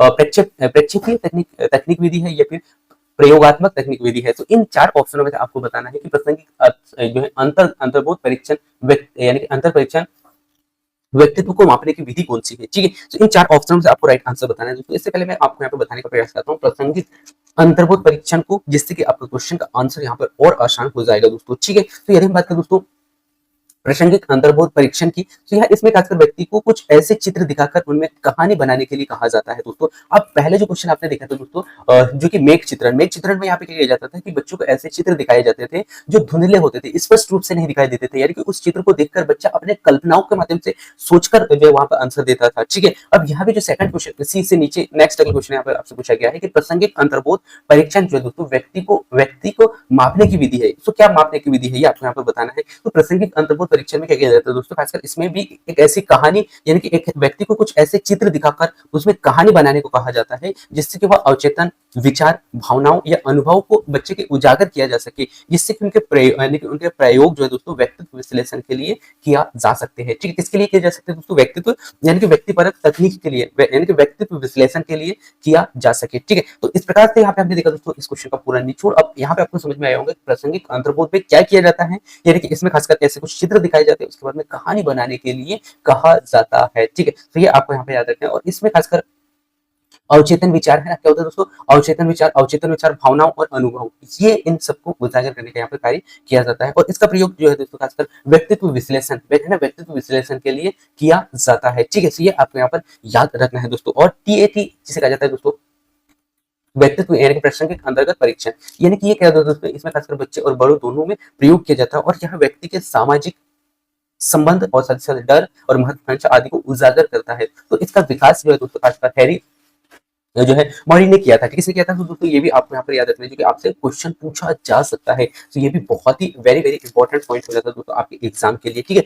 तो इस प्रकार से आपने हमें यहाँ पे देखा दोस्तों इस क्वेश्चन का पूरा निचोड़, और इस क्वेश्चन का राइट आंसर आप यहाँ पे दे पा रहे होंगे, मैं ऐसा उम्मीद करता हूँ, और वो होगा व्यक्तिपरक तकनीक, ठीक है। तो क्या दोस्तों व्यक्तिपरक तकनीक, ठीक है। इस क्वेश्चन का राइट आंसर हो गया। इसके बाद मैं नेक्स्ट अगले क्वेश्चन को लेकर चलता हूँ दोस्तों, और आपसे पूछा गया है कि अधिगम एक क्या है, खालिस्तान क्रिया है, क्या है दोस्तों खालिस्तान क्रिया, यानी क्या क्या खालिस्तान क्या क्रिया है, ये आपको यहाँ पे बताना है। क्या धार्मिक क्रिया है, सामाजिक क्रिया है, या फिर शारीरिक क्रिया है, या फिर राजनीतिक क्रिया है, ठीक है। तो अधिगम के यदि मैं आपको बताऊं दोस्तों, आपने दो पॉइंट यानी कि दो शब्द सुना होगा, एक अधिगम और एक अर्जन, ठीक है। यदि आपको पता हो अधिगम क्या होता है और दूसरा अर्जन क्या होता है, तो आप इस क्वेश्चन का राइट आंसर बहुत ही आसानी से दे पाओगे। फिर मैं आपको लेकर चलता हूँ क्वेश्चन का निचोड़ की ओर, और ये आपको पढ़कर जाना है एग्जाम में, क्योंकि कब आपसे अधिगम पूछ लिया जाए या कब आपसे अर्जन पूछ लिया जाए ये हमें नहीं पता होता, इसलिए आपको बहुत अच्छे से पढ़ना है। और उन पॉइंटों को मैं ज्यादा हाईलाइट करूंगा दोस्तों जो आपसे बार बार पूछे जाते हैं, और ये हर क्लास में मैं उन पॉइंटों को हाईलाइट करता हूँ, और बार बार बताने का मैं यही इसीलिए प्रयास करता हूँ ताकि आप उन पॉइंटों को आप अच्छा से पढ़कर जाए, ठीक है।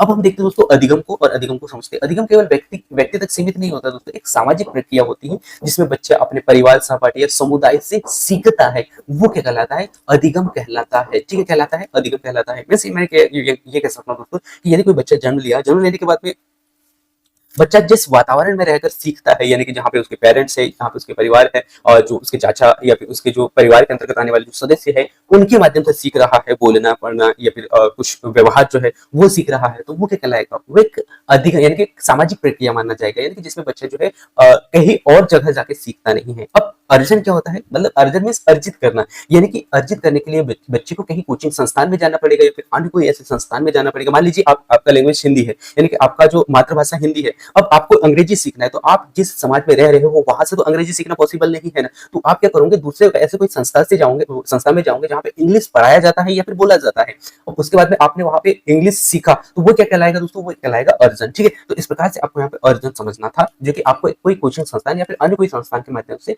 सीखा जाता है, उसे कहा जाता है अर्जन, ठीक है। तो अब यहाँ पे आपको दोनों पॉइंट समझ में आ गए, अधिगम और अर्जन। अब यहाँ पे अधिगम की बात हो रही थी दोस्तों, तो अधिगम क्या होता है, एक सामाजिक प्रक्रिया होती है जिसमें बच्चा जो है अपने सहपाठी, परिवार या फिर समुदाय से सीखता है, और ये सामाजिक प्रक्रियाएं हैं दोस्तों, सामाजिक परस्पर प्रक्रियाएं होती है दोस्तों, जो खासकर परिवार यानी समाज के माध्यम से बच्चे बच्चे में व्यवहार और भाषा विकास का जो है दोस्तों, भाषा विकास यहाँ पर हो पाता है। ठीक है, ये आपको यहाँ पर याद रखना है। ठीक है, अब यहाँ पे क्वेश्चन में पूछा गया था दोस्तों कि अधिगम क्या है। क्या है अधिगम? एक सामाजिक प्रक्रिया है। ठीक है, सामाजिक क्रिया है, और सामाजिक यानी कि सामाजिक क्रिया यानी कि समाज के माध्यम से बच्चा जो है भाषा का विकास, व्यवहार में विकास, अन्य जो प्रकार की जो सीख है या जो विकास जो है दोस्तों खासकर कहाँ से होता है, सुबह होता है दोस्तों सामाजिक विकास से। ठीक है, यानी कि अधिगम के आधार पर। ठीक है, तो ये आपको यहाँ पर बताना था और पूरा निचोड़ मैंने आपके सामने रखा और क्वेश्चन का आंसर आपने यहाँ पर देखा। इसका नेक्स्ट अगला क्वेश्चन है दोस्तों, निम्नलिखित में से कौन से कारक जो है अधिगम को प्रभावित करने वाले कारक है। ठीक है, तो ये आपको यहाँ पर बताना है कि ऐसे कौन से कारक जो है अधिगम को प्रभावित करते हैं। ठीक है, पुनः फिर से अधिगम से क्वेश्चन पूछा गया है, तो आपको बताना है कि अधिगम को प्रभावित करने वाले कारक। अब यहाँ पे अधिगम समझ में आ गया। अब अधिगम को प्रभावित करने वाले कारक आपको यहाँ पे समझ में आएंगे दोस्तों। क्या अधिगम केवल केवल अधिगम शैली है, या फिर केवल प्रेरणा है, केवल रवैया है, या फिर अधिगम शैली, प्रेरणा और दृष्टिकोण और मूल्य ये प्रभावित करते हैं। सो आपको बताना है दोस्तों इस क्वेश्चन का राइट आंसर। पहले मैं आपको लेकर चलता हूँ अधिगम के कारकों की ओर, और हम यहाँ पर देखते हैं अधिगम के कारक। ठीक है, सो अधिगम एक जटिल प्रक्रिया होती है दोस्तों, जिसमें कई कारक यहाँ पर शामिल होते हैं, जैसे कि अधिगम शैली हो गया, या फिर प्रेरणा हो गया, या फिर रवैया। ये सब किसके अंतर्गत आते हैं? ये अधिगम यानी कि अधिगम प्रक्रिया के अंतर्गत है, यानी कि अधिगम कारक के अंतर्गत आते हैं दोस्तों। अब यहाँ पे कारक में बहुत बार जो ये शब्द आता है दोस्तों, कारक में समझ सकते हो तो विकार, यानी कहीं ना कहीं समस्या यदि किसी को आ रहा है उसमें, तो वो होगा कारक। ठीक है, अब यहाँ पे आपसे पूछा गया था कि ऐसे कौन से कारक जो अधिगम को प्रभावित करते हैं, तो अधिगम को प्रभावित करने वाले अधिगम शैली हो गया दोस्तों, प्रेरणा हो गया और रवैया। ठीक है, रवैया या मूल्य, ये सभी कैसे होते हैं दोस्तों? ये सीखने के प्रति झुकाव एवं सोच को जो है प्रदर्शित करते हैं, और ये तीनों समन्वय यानी कि इन तीनों का समन्वय दोस्तों अधिगम सुनिश्चित करता है। ठीक है, तो ये आपको यहाँ पर देखने को मिला दोस्तों। इसके बाद में अधिगम शैली हर बच्चे में अलग अलग होता है दोस्तों, इसीलिए जो बच्चा जो दोस्तों भिन्न भिन्न शिक्षण पद्धति के माध्यम से बच्चों को शिक्षा यहाँ पर दिया जाता है, और प्रेरणा अधिगम की इसे कुंजी भी माना जाता है। ठीक है, तो इसे आप अच्छा से देख लीजिएगा, क्योंकि आपसे कुछ क्वेश्चन पूछा जा सकता है, और मूल्य और दृष्टि शिक्षा में यह सकारात्मक और नकारात्मक दिशा में लेके जाता है। ठीक है, तो ये भी आप अच्छा से ध्यान दीजिएगा दोस्तों। ठीक है, इसके बाद में मैं आपको लेके चलता हूँ क्वेश्चन का आंसर की ओर, और आपसे क्वेश्चन पूछा गया था कि अधिगम के कारक कौन से है। ठीक है, तो अधिगम के कारक क्या, अधिगम के कारक कौन से दोस्तों? केवल अधिगम शैली, या फिर केवल प्रेरणा, या फिर केवल रवैया, क्या ये प्रभावित करते हैं, या फिर अधिगम शैली, प्रेरणा और दृष्टिकोण यानी कि दृष्टिकोण, मूल्य। ठीक है, तो इस क्वेश्चन का राइट आंसर आपको बताना था, और इनमें से कौन सा कारक प्रभावित करता है, तो कौन से कारक प्रभावित करता है दोस्तों? आपको यहाँ पे डी ऑप्शन देखने को मिलेगा। ठीक है, प्रभावित करने वाले कारक कौन सा दोस्तों? कौन सा प्रभावित है? अधिगम शैली, प्रेरणा और दृष्टिकोण मूल्य। ठीक है, तो ये आपको यहाँ पर देखने को मिलेगा। ठीक है, तो इस प्रकार से इस क्वेश्चन का राइट आंसर डी ऑप्शन हो चुका है। ठीक है, तो ये आपको याद रखना है दोस्तों। इसके बाद में नेक्स्ट अगले क्वेश्चन की ओर बढ़ते हैं, और नेक्स्ट अगला क्वेश्चन आपकी स्क्रीन पे आ चुका है, और इस क्वेश्चन को सोचना है, समझना है और इसका आंसर देना है दोस्तों। जो कि क्वेश्चन आपसे पूछा गया है कि निम्न में से कौन सा एक महत्वपूर्ण पहलू नहीं है। सो आपको बताना है दोस्तों कि निम्न में से कौन सा महत्वपूर्ण पहलू नहीं है। ठीक है,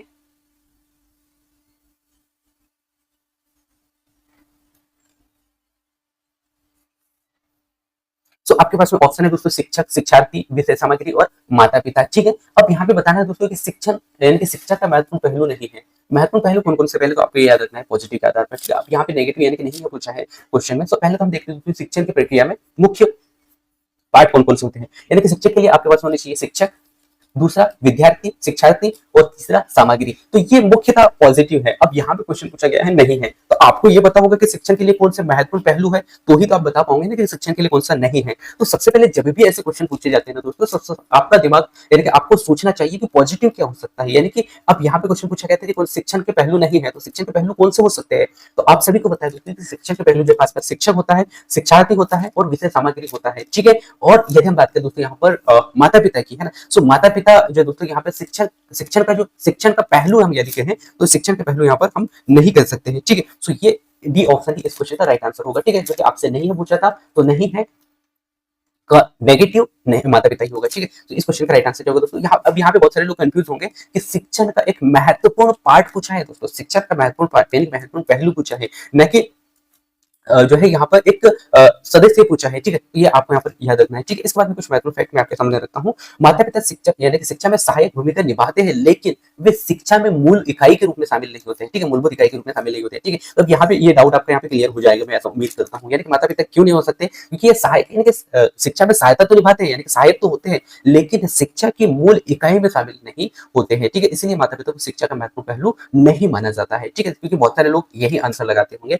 लेकिन ये आंसर आपका गलत होगा। ठीक है, और नेक्स्ट अगला क्वेश्चन है दोस्तों, नेक्स्ट अगले क्वेश्चन से पहले मैं आपको यहाँ पे बता दूं, शिक्षण यानी कि शिक्षा की त्रिवेणी होती है दोस्तों। पहला शिक्षा, शिक्षार्थी और विषय वस्तु, ठीक है। तो ये तीन शब्द मिलकर बनते हैं त्रिवेणी, ठीक है। ये आपको यहाँ पर याद रखना है, ठीक है। इसके बाद में नेक्स्ट अगला क्वेश्चन आपके स्क्रीन पर आ चुका है दोस्तों, जो कि आपसे पूछा गया है कि यानी कि सीखने को व्यक्तित्व और खालिस्तान कारकों की अंतर क्रिया के रूप में परिभाषित किया जा सकता है। ये भी क्वेश्चन वेरी वेरी इंपॉर्टेंट है दोस्तों, जो कि क्वेश्चन को मैं पुनः फिर से रिपीट करता हूं, जो कि आपसे पूछा गया है कि सीखने को व्यक्तिगत और खालिस्तान कारकों की यानी खालिस्तान कारकों की अंतर क्रिया के रूप में परिभाषित किया जा सकता है। क्या मनोवैज्ञानिक के रूप में परिभाषित किया जा सकता है, या फिर शारीरिक, या पर्यावरण, या फिर मुद्रा? ये आपको यहाँ पर बताना है। सबसे पहले मैं आपको लेकर चलता हूं दोस्तों सीखने को व्यक्तिगत खालिस्तान कारकों की अंतर क्रिया को समझने की ओर। सबसे पहले हम समझते हैं सीखने को व्यक्तिगत को, ठीक है। यानी कि अधिगम क्या होता है, अधिगम में क्या होता है दोस्तों, खासकर केवल व्यक्ति विशेष यानी कि व्यक्ति विशेष पर निर्भर नहीं होता, बल्कि ये वातावरण पर भी निर्भर करता है, ठीक है। यानी किस पर निर्भर करता है दोस्तों, वातावरण पर भी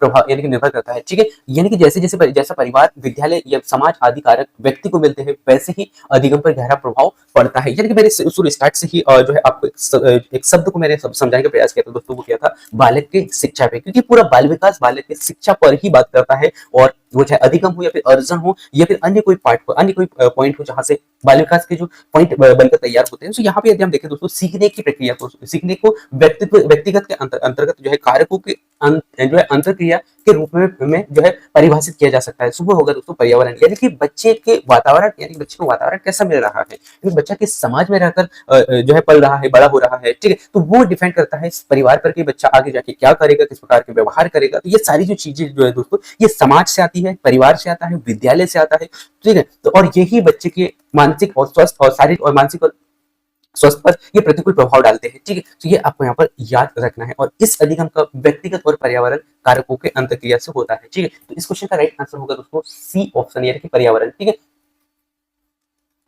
सी ऑप्शन इस क्वेश्चन का राइट आंसर हो गया। और ये क्यों, ये भी मैंने आपको यहाँ पे कारण बता दिया। अधिगम यानी कि व्यक्ति और वातावरण से होता है, ठीक है। तो ये आप अच्छे से देख लीजिएगा। इसके बाद में नेक्स्ट अगला क्वेश्चन पूछा गया दोस्तों, शिक्षण, यानी कि पहला जो आपको दिया गया दोस्तों कि छात्रों का मार्गदर्शन करने की एक जटिल कला है क्या शिक्षण। अब यहाँ पे इस प्रकार से क्वेश्चन आपसे पूछे जाते हैं दोस्तों, और ये इस प्रकार के जो क्वेश्चन है खासकर सीटेट या फिर अन्य जो सेंट्रल गवर्नमेंट के जो एग्जाम होते हैं उनमें ज्यादातर इस प्रकार से क्वेश्चन पूछे जाते हैं, ठीक है। यानी कि आपसे पूछा गया दोस्तों कि शिक्षण क्या है, छात्रों का मार्गदर्शन करने की जटिल कला है, या फिर शिक्षण के विभिन्न पहलुओं के बीच संबंध स्थापित करता है, या इनमें से आपको सही कोड चुनना है। इन दोनों में से क्या केवल फर्स्ट हो सकता है, केवल सेकंड हो सकता है, या फिर दोनों हो सकते हैं, या फिर ना ही एक हो सकता है, ना ही दो हो सकता है। तो शिक्षण क्या है दोस्तों, शिक्षण छात्रों का मार्गदर्शन करने की एक जटिल कला है क्या, या फिर शिक्षा में विभिन्न पहलुओं के बीच संबंध को स्थापित करना यानी कि स्थापित करता है, ये आपको यहाँ पर बताना था, ठीक है। तो इस क्वेश्चन का राइट आंसर आपको यहाँ पे देना है दोस्तों, सोचना है, समझना है, और इसके बाद इस क्वेश्चन का राइट आंसर आपको यहाँ पर देना है, ठीक है।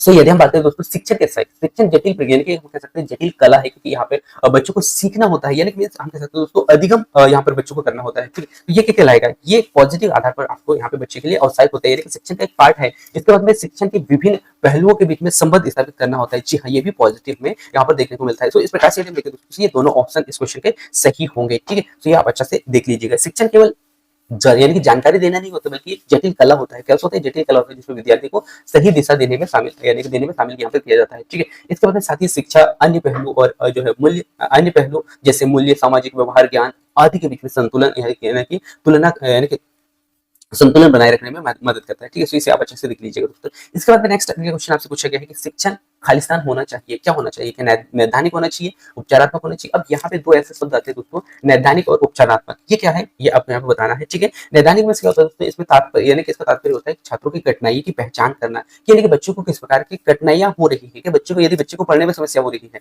तो क्या कारण है, वो आपको यहाँ पर बच्चे की कठिनाइयों के बारे में आपको यहाँ पे देखने को मिलेगा कि बच्चा वाकई में पढ़ क्यों नहीं रहा है, और पढ़ नहीं रहा है तो उसका कारण क्या है, ठीक है। तो ये पता कैसे चलता है दोस्तों, ये नैदानिक के माध्यम से चलता है। अब उपचारात्मक क्या होगा, उपचारात्मक हमें यहाँ पूर्ण रूप से उपचार यहाँ पे किया जाता है कि हाँ बच्चे को ये कमी आ रही है, कि बच्चे को ये समस्या आ रही है, तो उसका कारण आपको पता चला, कारण पता चलने के बाद में उस कारणों के माध्यम से आप क्या करोगे, उसका उपचार करोगे, तो वो कहलाता है दोस्तों समाधान आप कह सकते हैं, तो वो कहलाता है उपचारात्मक शिक्षा, ठीक है। तो ये आपको यहाँ पर याद रखना है। सुनैदानिक और उपचारात्मक क्या है, ये आपको यहाँ पर समझ में आ गया होगा, ठीक है। तो ये आपको यहाँ पर याद रखना है। मान लीजिए इसका एक और अच्छा सा उदाहरण मैं यहाँ पर दे सकता हूँ। मान लीजिए आप एक डॉक्टर के पास में गए, तो आप क्या करते हैं दोस्तों, पहले जो डॉक्टर साहब क्या करते हैं, आपका पहले पहचान करते हैं कि आपको बीमारी क्या है, यानी कि आपको समस्या क्या है। तो आपको क्या करेंगे, वो चेक करेंगे या फिर आपसे पूछेंगे तो आप बताओगे, तो उसमें क्या वो एक पहचान हो गया कि हाँ मतलब आपको बुखार आ रहा है, तो ये एक पहचान हो गया। इसके बाद में डॉक्टर साहब ने क्या किया, आपको इंजेक्शन दिया या फिर टेबलेट मेडिसिन दिया, तो वो क्या है दोस्तों, एक प्रकार से आपका उपचारात्मक हुआ, यानी कि डॉक्टर ने पहले पहचान किया, उसके बाद में आपको इलाज, यानी कि आपका इलाज वहां पर हुआ है, तो वो कहलाता है उपचारात्मक। ठीक है, तो इस प्रकार से आपको कनेक्ट करते हुए पढ़ना है। ठीक है, तो इस प्रकार से यदि हम देखें दोस्तों, तो इस क्वेश्चन का राइट आंसर आपको यहाँ पर देना था, और बहुत सारे साथी इस क्वेश्चन का राइट आंसर दे पा रहे होंगे, मैं तो उम्मीद करता हूँ, और वो होगा दोस्तों शिक्षण कैसा है, शिक्षण कैसा है, ये आपको यहाँ पर बताना था। सो ये होगा दोस्तों सी ऑप्शन, यानी कि नैदानिक भी है और उपचारात्मक भी है, ये दोनों शिक्षण के पहलू माने जाते हैं। ठीक है, इसके बाद मैं नेक्स्ट अगले क्वेश्चन को लेकर चलता हूँ। नेक्स्ट अगले क्वेश्चन आपसे पूछा गया है व्यक्तिगत अधिगम का अर्थ आपको बताना है दोस्तों। व्यक्तिगत अधिगम, अब यहाँ पे इससे पहले जो क्वेश्चन आया था दोस्तों, उसमें मैंने अधिगम और अर्जन बताया था, वो आपने समझा होगा, तो इस क्वेश्चन का राइट आंसर आप अच्छे से दे पाओगे। अब प्रत्येक व्यक्ति, यहाँ पे दिया गया दोस्तों आपके क्वेश्चन में कि प्रत्येक व्यक्ति का अधिगम अधिगम का अपना तरीका होता है, क्या ये सही है, या फिर शिक्षण ने, यानी कि शिक्षक ने प्रत्येक व्यक्ति के अधिगम के लिए व्यक्तिगत शिक्षण योजना बनाई है, कि ये पॉजिटिव है या नेगेटिव है। ठीक है, तो ये आपको यहाँ पे बताना है कि व्यक्तिगत, यानी कि व्यक्तिगत अधिगम का अर्थ क्या है। अधिगम का अर्थ नहीं बताना है, बल्कि आपको व्यक्तिगत अधिगम का अर्थ, व्यक्तिगत में हम कह सकते हैं दोस्तों सरल शब्दों में स्वयं, एक व्यक्ति पर। ठीक है, सो ये आपको यहाँ पर बताना था। ठीक है, तो इस क्वेश्चन का राइट आंसर आपको यहाँ पे देना है दोस्तों, और बहुत सारे साथी इस क्वेश्चन का राइट आंसर यहाँ पर दे पा रहे होंगे, जो कि व्यक्तिगत में इस व्यक्ति से है। सो प्रत्येक व्यक्ति का अधिगम अपना, यानी कि अधिगम करने का अपना तरीका होता है, और हर व्यक्ति अपने स्तर पर, अलग अलग स्तर पर, अपने आधार पर जो है अधिगम करता है। सो इस क्वेश्चन का राइट आंसर होगा दोस्तों फर्स्ट, यानी कि फर्स्ट ऑप्शन होगा, यानी कि केवल एक, यानी कि प्रत्येक व्यक्ति का अधिगम अपना एक तरीका, अधिगम का एक तरीका होता है। ठीक है, इसे आप अच्छे से देख लीजिएगा दोस्तों। ठीक है, इसके बाद मैं नेक्स्ट अगला क्वेश्चन को लेके चलता हूँ, और नेक्स्ट अगला क्वेश्चन बहुत ही वेरी वेरी इंपॉर्टेंट आ गया दोस्तों। और अब यहाँ पे मनोवैज्ञानिक से क्वेश्चन पूछा गया, जो कि आपसे पूछा गया है कि थर्स्टन ने कितनी प्राथमिक, यानी कि कितनी प्राथमिक मानसिक योग्यताओं का सुझाव दिया है, ये आपको यहाँ पर बताना है दोस्तों। सो लुइस और थर्स्टन महोदय ने खासकर यानी कि बहु बुद्धिमत्ता का सिद्धांत इन्होंने प्रस्तुत किया था दोस्तों, और इनके द्वारा जो दोस्तों इन्होंने कहा था कि बुद्धिमत्ता एकल इकाई नहीं है, बल्कि एक साथ, यानी कि एक साथ अलग अलग मानसिक योग्यताओं से मिलकर बना हुआ होता है। ठीक है, सो ये आपको यहाँ पर इसके बताया था दोस्तों, ये बताया है लुइस और थर्स्टन महोदय ने। ठीक है, तो अब यहाँ पे आपको समझ में आ रहा होगा कि लुइस और यानी कि थर्स्टन महोदय ने प्राथमिक मानसिक योग्यता के लिए कितने सुझाव दिया था। सो यहाँ पे जो है कई अलग अलग सुझाव इनके द्वारा दोस्तों। सो थर्स्टन महोदय ने अपने सिद्धांत में 7 प्राथमिक जो है योग्यताएं यहाँ पे प्रस्तुत किया था। ठीक है, तो ये आपको यहाँ पर याद रखना है। तो ठीक है, तो इस प्रकार से इस क्वेश्चन का राइट आंसर यहाँ पे आपको देखने को मिला है। ठीक है, इसके बाद में नेक्स्ट अगला क्वेश्चन को लेकर जाता हूँ दोस्तों। इससे पहले मैं इस क्वेश्चन का राइट आंसर आपको बता दूं, सी ऑप्शन होगा। ठीक है, इसके बाद में नेक्स्ट अगला क्वेश्चन आपके स्क्रीन पे आ चुका है, और यहाँ पे थोड़ा सा प्रॉब्लम हो सकता है, लेकिन हम यहाँ पे क्वेश्चन तो करके ही जाएंगे। क्वेश्चन है दोस्तों, एक बच्चे का यानी कि एक बच्चे का सीखना सबसे पहले कहाँ से शुरू होता है। ये क्वेश्चन है दोस्तों आपके सोचने के आधार पर, यानी कि आप इस क्वेश्चन को सोचकर, यानी कि इस क्वेश्चन को सोचकर आंसर दे सकते हैं कि बच्चे का जो सीखने का पहला जो है दोस्तों, पहला शुरुआत है वो कहाँ से होता है। क्या विद्यालय से होता है, समाज से होता है, परिवार से होता है, या पड़ोसी से होता है। तो इस क्वेश्चन का राइट आंसर आप बहुत सारे साथी दे पाएंगे, मैं तो उम्मीद करता हूँ। और शिक्षा में अधिगम, यानी कि अधिगम की शुरुआत है दोस्तों खासकर शिशु अवस्था से प्रारंभ हो जाती है। सबसे पहले जो माता पिता अपने परिवार से सीखता है, ये आप सभी को पता है। और पहला क्वेश्चन जो मुझे लगता है कि शुरुआत ही यहीं से हुआ था, और लगभग जो है क्वेश्चन की जो समाप्ति भी है यहीं से हो रहा है क्वेश्चनों की। ठीक है, सो बच्चे के जो सीखने की जो शुरुआत है दोस्तों कहाँ से होता है, परिवार से होता है। ठीक है, तो ये आपको यहाँ पर याद रखना है, जिसमें कि भाषा, व्यवहार और ज्ञान, या फिर व्यवहार, या फिर बच्चे को किस प्रकार से सीखना है, किस प्रकार से बोलना है, तो ये सारी जो चीजें हैं परिवार से हमें देखने को मिलता है। और परिवार एक सामाजिक इकाई माना जाता है दोस्तों। ठीक है, इसे आप अच्छे से देख लीजिएगा। इसके बाद में नेक्स्ट अगला क्वेश्चन आपसे पूछा गया दोस्तों, जो कि शिक्षण को आपको बताना है कि शिक्षण क्या है, एक कला है, एक विज्ञान है, इन दोनों में से आपको यहाँ पे बताना है दोस्तों। तो आप सभी को पता है दोस्तों कि शिक्षण क्या कहलाता है। एक कला तो मैंने इससे पहले ही बता दिया था, क्या है, एक कला माना जाता है। दूसरा आपके लिए है दोस्तों विज्ञान। सो विज्ञान भी एक क्या है, शिक्षा का ही, शिक्षण का ही एक पार्ट है। ठीक है, तो ये दोनों पॉजिटिव होंगे, यानी कि सी ऑप्शन इस क्वेश्चन का राइट आंसर होगा। ठीक है, तो इसे आप अच्छे से देख लीजिएगा, और जो कि यहाँ पे इसका पूरा डिटेल में मैंने आपको यहाँ पे बताने का प्रयास किया है। ठीक है, और इसका पीडीएफ आप एक बार डाउनलोड करके जरूर देख लीजिएगा दोस्तों। ठीक है, इसके बाद में नेक्स्ट अगला क्वेश्चन आपसे पूछा गया दोस्तों, निम्न में से कौन सा कथन सही नहीं है। ये आपको बताना है दोस्तों कि निम्न में से कौन सा कथन सही नहीं है। क्या अधिगम शिक्षण, यानी कि अधिगम शिक्षण के पिछले अनुभवों का सारांश है, या फिर अधिगम शिक्षण के ज्ञान और अनुभव का रचनात्मक संश्लेषण है, या फिर अधिगम का लक्ष्य उच्च स्तर की सोच है, या फिर अधिगम रचनात्मक है। ठीक है, तो इन 4 ऑप्शनों में से आपको राइट आंसर बताना था, और बहुत सारे साथी इस क्वेश्चन का राइट आंसर दे पा रहे होंगे, मैं तो उम्मीद करता हूँ। और यहाँ पे पॉजिटिव आपको देखने को मिल रहा होगा दोस्तों कि अधिगम जो दोस्तों पिछले विद्यार्थी अनुभव के सारांश पर होता है। यानी कि बहुत बार क्या होता है दोस्तों, कि बहुत बार नहीं बल्कि हम ये कहेंगे कि जो हमने सीखा है, ये भी बच्चे, छोटे बच्चे जो होता है पहले सीखा है, उसी अनुभव के आधार पर पिछले अनुभव के आधार पर आगे आने वाली जो पार्ट है या फिर आगे आने वाले जो कार्य है उसको बहुत ही अच्छा से सोच समझ कर करता है। ठीक है, तो ये क्या कहलाता है, इस आधार पर यदि हम देखें दोस्तों, कौन सा कथन नहीं सही सही नहीं है पूछा गया था, यानी कि अधिगम अधिगम विद्यार्थी के पिछले अनुभव का सारांश है। क्वेश्चन को 1 मिनट, क्वेश्चन को मैं थोड़ा सा यहाँ पे सही करता हूँ दोस्तों, जो कि आपसे क्वेश्चन पूछा गया था कि सही नहीं है। ठीक है, अधिगम विद्यार्थी के पिछले अनुभव का सारांश है। ठीक है, इसके बाद में नेक्स्ट अगला ऑप्शन आपके पास में दिया गया है, अधिगम विद्यार्थी के ज्ञान और अनुभव का रचनात्मक संश्लेषण है। ठीक है, इसके बाद में अधिगम का लक्ष्य उच्च स्तर का होता है, बिल्कुल। ठीक है, इसके बाद में नेक्स्ट अगला है अधिगम रचनात्मक होता है। ठीक है, अब यहाँ भी क्वेश्चन में दिया गया है कि निम्न में से कौन सा कथन सही नहीं है, नेगेटिव वाला पूछा गया है।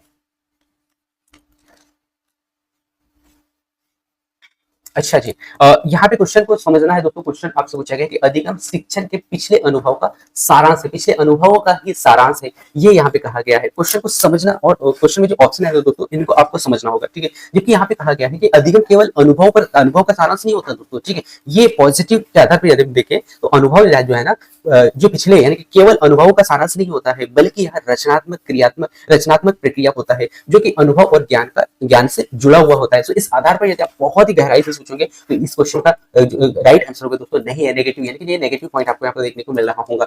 जबकि नेगेटिव जो अधिगम विद्यार्थी के ज्ञान और अनुभव का रचनात्मक विश्लेषण होता है, जी हाँ बिल्कुल पॉजिटिव आधार पर यहाँ पे आपको देखने को मिलेगा। अधिगम का लक्ष्य उच्च स्तर की सोच होनी चाहिए। ठीक है, और अधिगम रचनात्मक होता है। ठीक है, तो ये तीनों पॉइंट इसके पॉजिटिव होंगे, जबकि नेगेटिव पूछा गया था तो नेगेटिव है दोस्तों फर्स्ट ऑप्शन, यानी कि अधिगम विद्यार्थी के पिछले अनुभव का सारांश जो शब्द है ना, सारांश शब्द ने यहाँ पे इस क्वेश्चन का ऑप्शन ही गलत कर डाला। ठीक है, तो इस प्रकार से इस क्वेश्चन का गलत यानी कि जो है गलत ऑप्शन होगा दोस्तों एक ऑप्शन। ठीक है, ये पूरा डिटेल आप अच्छे से देख लीजिएगा। ठीक है, और ये पूरा डिटेल वही है दोस्तों, जब आपको क्वेश्चन में कुछ थोड़ा कंफ्यूजन रहेगा ना, तो आप इन डिटेलों के माध्यम से आप बहुत ही अच्छे से क्वेश्चन को समझ सकते हैं। ठीक है, तो आप अच्छे से देख लीजिएगा। इसके बाद में नेक्स्ट और लास्ट क्वेश्चन है दोस्तों आपके स्क्रीन पे, और वो क्वेश्चन अधिगम को शिक्षार्थी के व्यवहार में खालिस्तान परिवर्तन के रूप में परिभाषित किया जाता है। क्वेश्चन क्या है दोस्तों कि अधिगम को शिक्षार्थी के व्यवहार में खालिस्तान परिवर्तन के रूप में परिभाषित किया जाता है, जबकि शिक्षण गतिविधियों को छात्र के जीवन में खालिस्तान परिवर्तन उत्पन्न करने के लिए किया जाता है। ठीक है, तो इस क्वेश्चन का राइट आंसर आपको यहाँ पर देना है, और बहुत सारे साथी इस क्वेश्चन का राइट आंसर दे भी पा रहे होंगे, मैं तो उम्मीद करता हूँ। सबसे पहले मैं आपको यहाँ पे लेके चलता हूँ दोस्तों क्वेश्चन का निचोड़ की ओर। तो अधिगम क्या होता है? तो अधिगम वह प्रक्रिया होता है जिसमें कि व्यवहार में अपेक्षाकृत स्थायी परिवर्तन होता है, यानी कि बच्चे जैसे जैसे समाज में रहता है और जैसे जैसे बच्चे में परिपक्वता आती है वैसे वैसे जो है व्यवहार में अपेक्षाकृत स्थायी परिवर्तन होता है। ठीक है, यानी कि बच्चे पहले जब बच्चा छोटा होता है तो बहुत बार आप देखते हैं दोस्तों की जो छोटे जो बच्चे जो होते हैं वो धीरे धीरे बड़े होते हैं, बड़े होने के साथ साथ में बच्चा जैसा जैसा देखता है, जैसा सीखता है वो ही बोलता है, लेकिन बच्चा और धीरे धीरे परिपक्व होता है वैसे वैसे अपने व्यवहार में भी परिवर्तन लाता है। ठीक है, तो ये आपको यहाँ पर याद रखना। और शिक्षण का उद्देश्य विद्यार्थी में वंचित परिवर्तन लाना होता है। ठीक है, और साथ ही साथ इस क्वेश्चन का राइट आंसर यदि देखिए दोस्तों, सो इस क्वेश्चन का राइट आंसर होगा अपेक्षाकृत स्थायी या फिर वंचित। ठीक है, यानी कि स्थायी परिवर्तन लाना और वंचित जो है वंचित परिवर्तन लाना। ठीक है, ये इस क्वेश्चन का राइट आंसर था। ठीक है, तो इस प्रकार से हमने यहाँ पे यानी कि यहाँ पे लगभग 30 क्वेश्चन देखा दोस्तों, और आप सभी को पता है कि जो मध्य प्रदेश संविदा शिक्षक वर्ग 3 में 150 क्वेश्चन आते हैं जो कि 5 सब्जेक्टों में बटे हुए होते हैं, और उनमें से बाल विकास वो सब्जेक्ट होता है दोस्तों जो आपका स्कोरिंग सब्जेक्ट होता है, और यहाँ से आप 28 यानी कि 30 में से 28 से 29 जो क्वेश्चन है दोस्तों यहाँ से आप सही कर पाते हो। और यदि हम कह सकते हैं कि सबसे अच्छा स्कोरिंग सब्जेक्ट यदि हम मध्य प्रदेश संविदा शिक्षक वर्ग 3 की बात करें तो वो है दोस्तों बाल विकास प्लस हिंदी, कुछ ऐसे सब्जेक्ट हैं उनसे आप ज्यादा से ज्यादा नंबर बटोर सकते हैं। सो इन सब्जेक्टों में पकड़ आपको अच्छा बनाना है दोस्तों। सब्जेक्ट काफी इजी है, लेकिन आपको बार बार प्रैक्टिस करना होगा, और जब आप बार बार प्रैक्टिस करोगे तो कहीं ना कहीं आपका जो समझ है बाल विकास के प्रति वो बहुत अच्छा हो जाएगा। ठीक है, सो ये क्लास आपको कैसा लगा ये आप जरूर बताइएगा दोस्तों, क्योंकि आप लोगों के कमेंट्स ही मेरे लिए मोटिवेशन होता है, और मैं और अच्छा से आप लोगों के लिए क्लास लेके आता हूँ। सो ये आप जरूर बताइएगा कमेंट्स करके, और यदि आप इस चैनल में नए हैं तो चैनल को सब्सक्राइब करें दोस्तों, क्योंकि ऐसे ही क्लासेस आप लोगों को मिलते रहेंगे। क्योंकि ये पूरे जो प्रीवियस क्वेश्चन के जो क्लासेस है सभी ईयर के वो पूरे देने का प्रयास मैं कर रहा हूँ, जो कि आपके एग्जाम के लिए बहुत ही वेरी वेरी इंपॉर्टेंट है। So thank you, thanks for watching दोस्तों, मिलते हैं ऐसे ही बहुत ही जबरदस्त क्लास में, तब तक जय हिंद, वंदे मातरम।